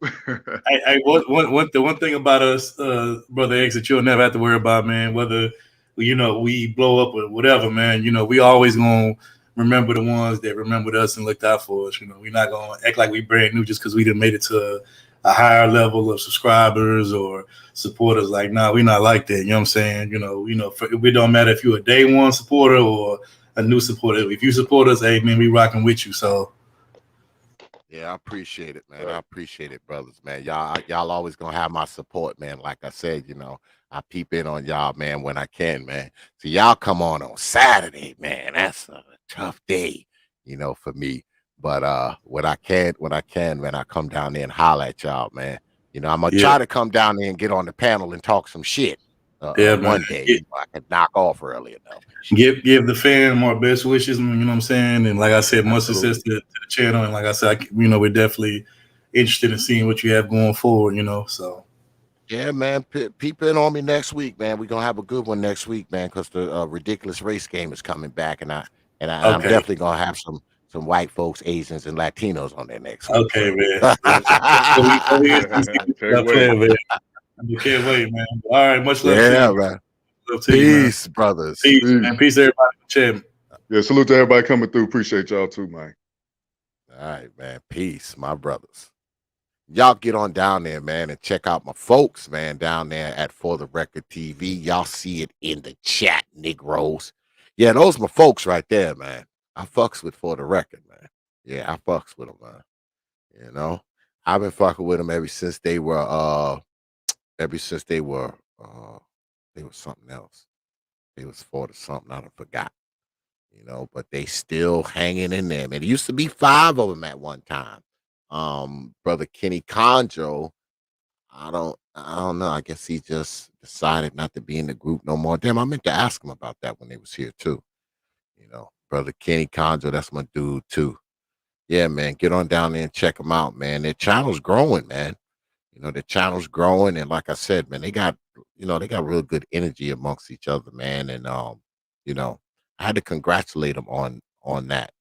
You know, and I spoke earlier about it, you know, because usually, and y'all know what I'm gonna say, you know, when you got brothers and then mixed with a female, you know, some shit always go wrong.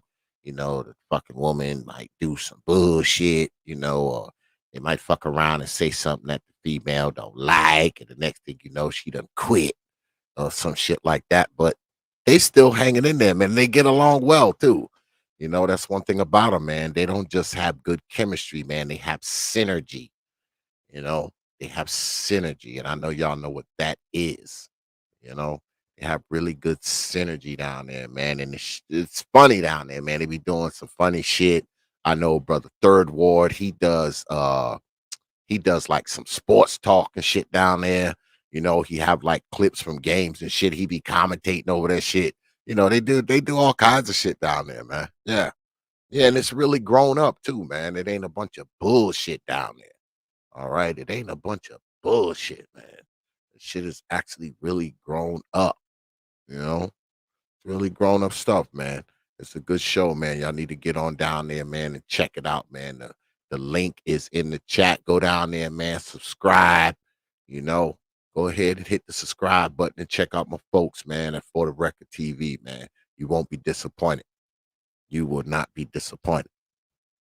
You know, hit subscribe and hit the fucking bell too, so you can get the notifications, Negroes. But yeah, man, we're gonna go ahead, man, and wrap it up, man. Good stuff tonight, man. My folks came down, man. We chopped it up about the future and talked about robots and you know all that kind of shit. Cause what about it? You know, what about it? Cause y'all know this is part of the What About series. What about it, man?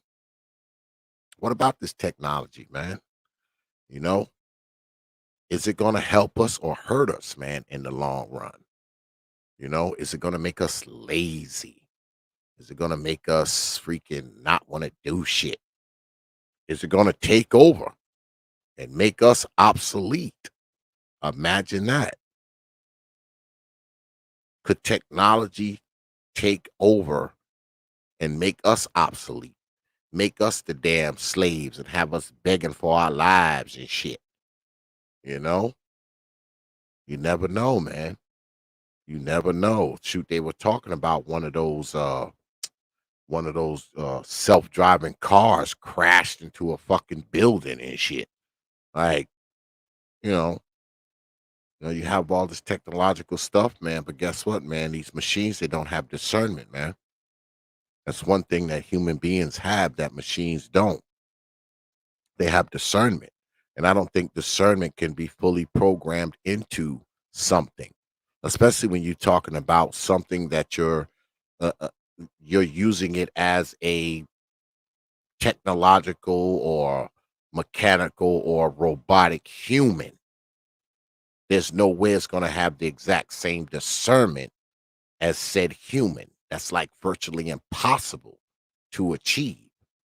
You know, it's one thing to program a robot to, you know, fix fast food and, you know, dip French fries and flip hamburgers and shit. But, you know, do you really want a fucking robot to be a police officer?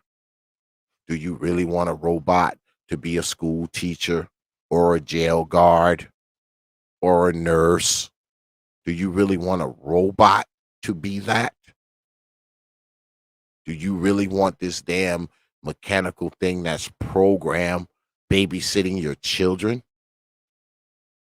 walking your dog, or driving your car for that matter? Do you really want this thing doing this? Is it capable of doing this the same way you would do it? Not may be able to do it a little more efficiently and faster, but I say again, the discernment is not there. That robotic cop can easily make a mistake and kill someone innocent as opposed to catching a criminal. And like I spoke about earlier, what happens when these things malfunction? Take it from a person who does a lot of repairing of things. Machines malfunction, man. They malfunction. They don't just work perfectly. I don't think there's any type of machine that lasts forever. They malfunction. So what happens when the robotic cop or the robotic or the robotic security guard malfunctions? What happens when it does that? What happens when the robotic babysitter malfunctions? Or the robotic school teacher? Or shit, the robotic goddamn thing that does the French fries and all that shit. Because they got that now, right? They got this robotic thing that, it's inside the fast food thing, and it puts the fries in there, it flips the hamburgers, it does all this bullshit.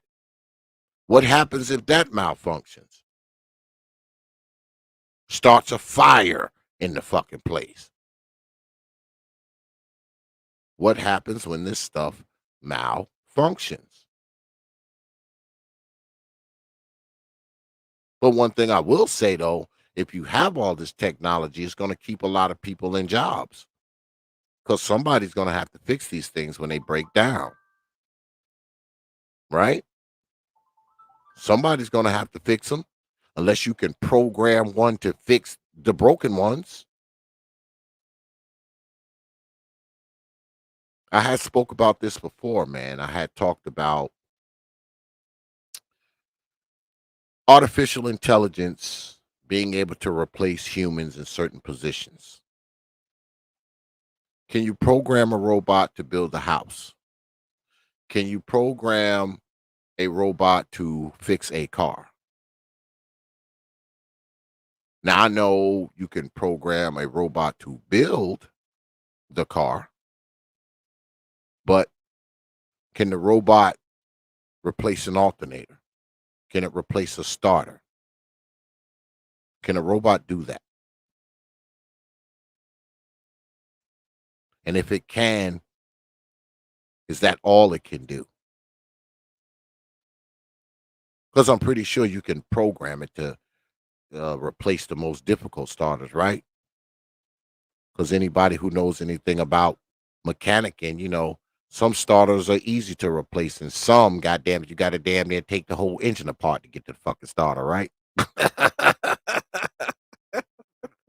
You got to damn near take the goddamn engine apart just to get to the starter, depending on what kind of vehicle it is. So some things robots are not going to be able to do because you're not going to be able to program it to distinguish certain things.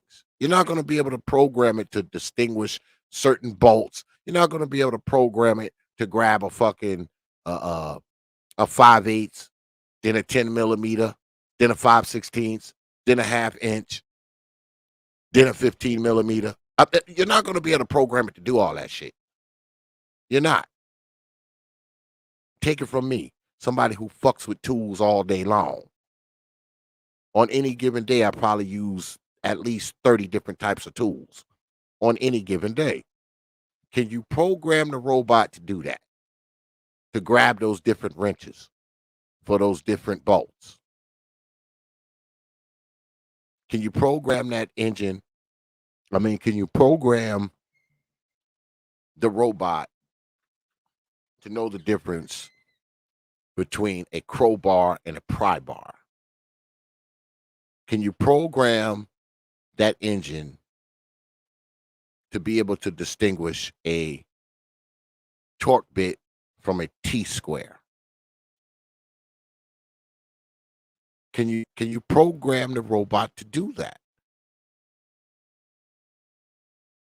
Can you program it to distinguish certain things? I think that's where the problem will start. Because I say again, it's going to have distinguishing skills. It's going to have discernment. It's going to have be able to distinguish certain torques. And what do you do with something that's a bolt and a nut on the end? Because that usually takes two tools, doesn't it? Anybody that knows anything about mechanics, when a bolt is nutted on a surface, you usually have to use two different tools. Can it do that? Is it going to be able to look at that bolt and know that it's nutted and grab 2 9/16 instead of 1? Is it going to be able to grab that open arm 9/16 and then grab a 3/8 ratchet and put a 9/16 socket on said ratchet? Is it going to be able to do that? Is it going to be able to do that? Is it going to be able to put spark plugs in the car and not break them, remove them without breaking them? Will a robot be able to do a tune-up?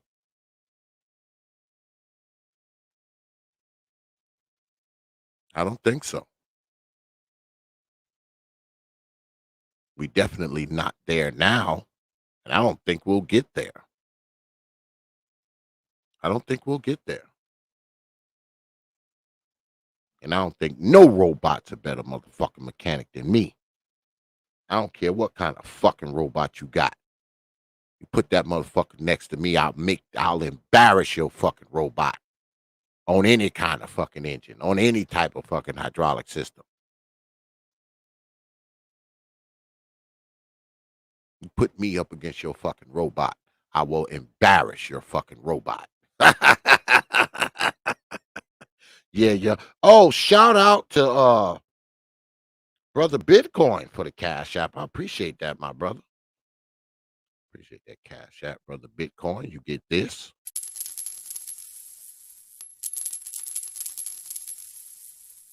I appreciate you dropping your hard-earned coins on this platform. Yeah, man. Get your robot, put it against X.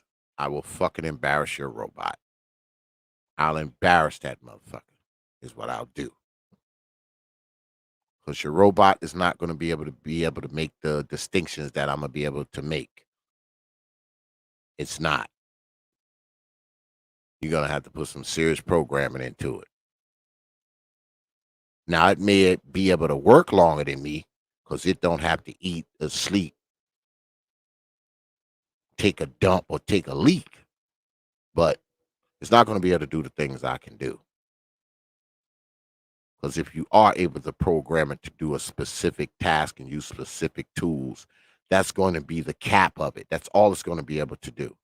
It's not going to be able to shift over from replacing a starter and then turn around, replace a water pump, and then turn around and replace an alternator. It's not going to be able to do it. Or replace a radiator. It's not going to be able to do it. Or replace valve cover gaskets. It's not going to be able to do all of that. You're probably only going to be able to program it to do one thing.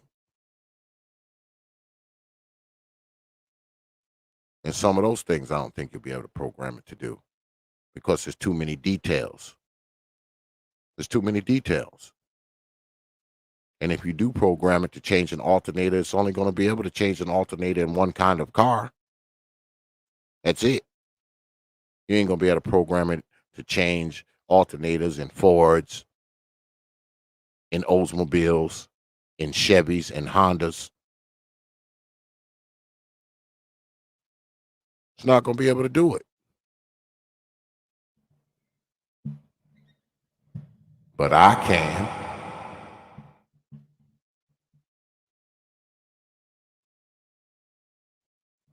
Shit, you can program it to weld certain things. But it's only going to be able to weld those certain things. I don't think it's too many things I cannot weld. Shit, I can use a goddamn arc welder.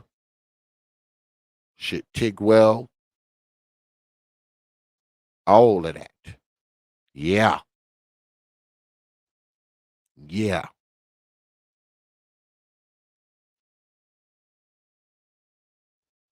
I mean, I just don't think we've come that far. And I don't think we're going to get there anytime soon. I don't know about the rest of y'all, but your fucking robot can't replace me. Now I give you this. I mean, of course, your robot can probably do some things that that I can do, and probably do them faster. But no way the robot's replacing me, or you, for that matter, depending on what you do. Unless you work at the place where they flip fries and the burgers, yeah, I think it can replace you doing that. It can replace you motherfuckers that do that. Because I saw this robotic thing. I forgot what the hell it was called, man. This thing actually, it did the fries, it did the burgers. Yeah, if you do that, it can replace you. And it can replace you cleaning floors too. Because like I said, I was in Sam's Club, and goddamn it, they had this robotic thing. It was doing the floors in there. When I saw it coming up the hallway, I thought, a man was in it, but it wasn't. That shit was doing the floors. It was riding around the store. It didn't run into nobody or nothing. I guess because it got, sensors and shit on it. It can kind of sense, objects and shit. It would stop. Like when somebody walked in front of it, it would stop, make like a little noise and shit. And when everybody left, it would go back up, it would start up again. And it would go ahead and, yeah, Brother Taylor. Yeah, it was stopping everything, man. And because, people were in the store, motherfuckers walking around and shit. Yeah. If somebody walked in front of it, it would stop. It would stop and wait. And then once the people got out the way, it would go doo-doo. And then it would go on down and finish, doing the shit on the floor. Was amazing. I actually followed it for a minute or two. I was like, damn, this is pretty nice. So if you do that for a living, it can replace your ass. Yeah, it can replace you. Doing floors, waxing and shit like that. Yeah, it can replace you. But I don't think most professions are going to be replaced by robots. Of course some are, right? Some are. Some professions, robots will be able to replace said professions. Yes, some. Simple stuff that you can just program a machine to do, because they've had that for a while, right? Like those robotic things that clean your floor. They've had those for a while. You turn it on and it walks around the whole living room and picks the dust up off the floor, and it be in the damn dining room. It'll pick up the cereal, that your grandbaby spilt on the dining room floor. It'll roll by, it'll suck it up, and once it's done, it'll roll right on back into its goddamn place. It'll roll back to where it originated from and plug itself back up. Yes. those type of things, yeah. But I just don't think robots can replace everybody. They're gonna replace some people, but I don't think they're gonna replace everybody, man. I just don't think that's a reality. I really don't. I really don't. And the motherfucker definitely ain't replacing me or motherfuckers like Brother Taylor. All right. We ain't getting replaced by your damn robots. Fuck your robots. People like me and Brother Taylor are not getting replaced by some fucking android. No. The only android that's gonna be around me is this damn bullshit ass phone that be fucking up sometime. It's the only android that's gonna be around here. You know? That's just the truth. I don't think I'm gonna live to see the day when we're being replaced by a bunch of fucking robots, man. I just don't see that as a reality. But that's just me. That's just me.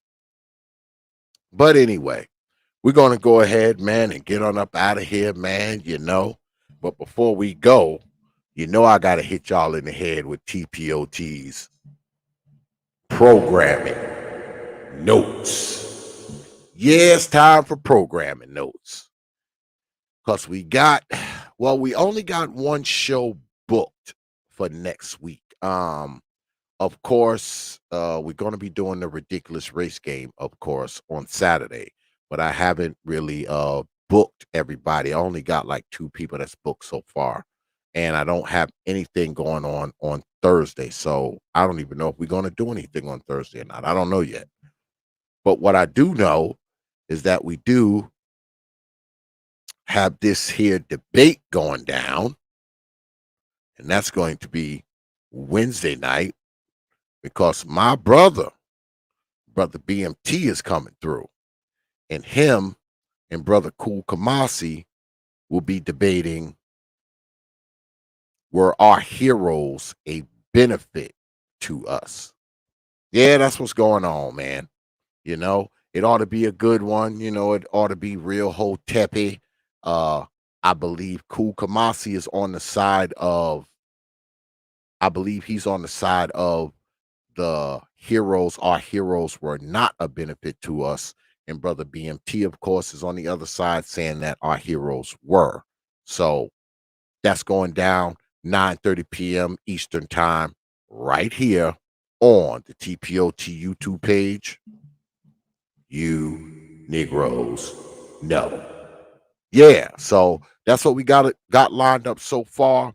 Like I said, we might do something Thursday night. I'm not sure, but we definitely going to be doing the ridiculous race game this week. Folks are interested in doing it, so yeah, we're going to do it next Saturday, probably this time next week. When we do the ridiculous race game next week, the theme is going to be, because we did Law and Order last week, this week, or next week, I should say, is going to be about religion. Yeah, we're going to be talking about racism inside of religion. Is religion racist? Is religion racist? Yeah. So you're going to want to be here for that one, because y'all know, man, the ridiculous race game, man, we have we have all kinds of people up here. As you can see behind me here, we have black folks, we have white folks, we have Latino folks. We talk about bigotry, prejudice, discrimination, and we have a few laughs, man, at racism's expense. So make sure you're here next week, man, because next week is going to be a good one. I'm actually going to have 1 or 2 new people that you haven't seen before, and we're going to have some of our returning champions come back. So make sure you're here next week, man. It's going to be fun. And if you want to become a contestant on the ridiculous race game, you know what to do, right? Go ahead, hit my email. It's properthought at yahoo.com. That's properthought, one word, no caps, at yahoo.com. Hit me up. I'll save your spot. Simple as that. All right. All right. So with that, we're gonna get on up out of here. Yeah, shout out, man, For the Record TV, man. I really enjoyed them tonight, man. I always do when they come through, man. These are my people right here. Y'all get on down there, man, and subscribe. Brother Bitcoin L, Lady Topaz, and Brother Third Ward. They are for the Record TV. All right. All right. So, with that, I will leave you good folks with 3 words, like I always do. Open your mind. Peaceful. What about this?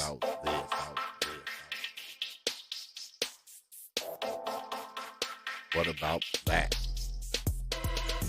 What about that? What about that? What about that? What about that?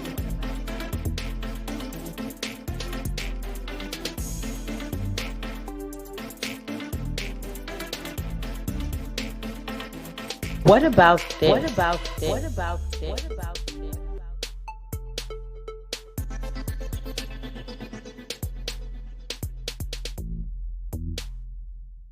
What about that? What about that?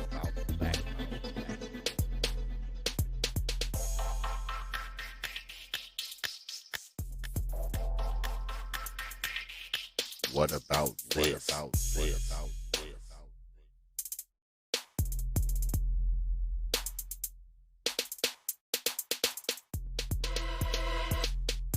What about that? What about that? What about that? What about that? What about that?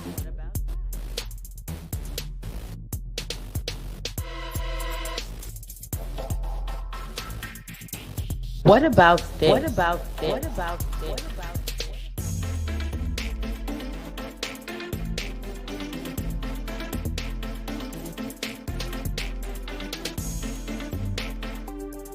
What about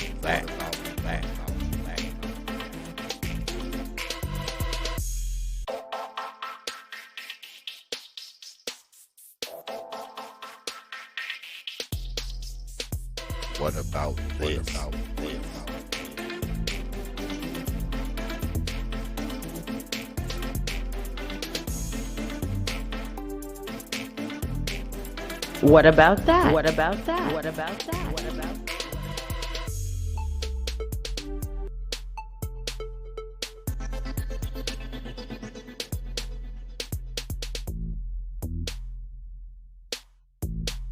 What about this? What about this? What about this? What about this?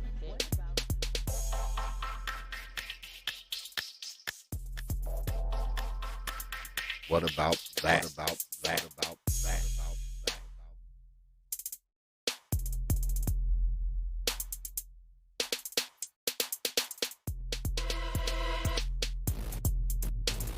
What about this? What about that?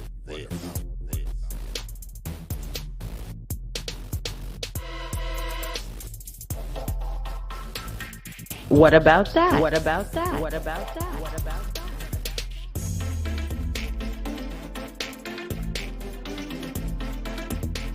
What about this? What about this? What about this? What about this? What about that? What about that? What about that? What about that?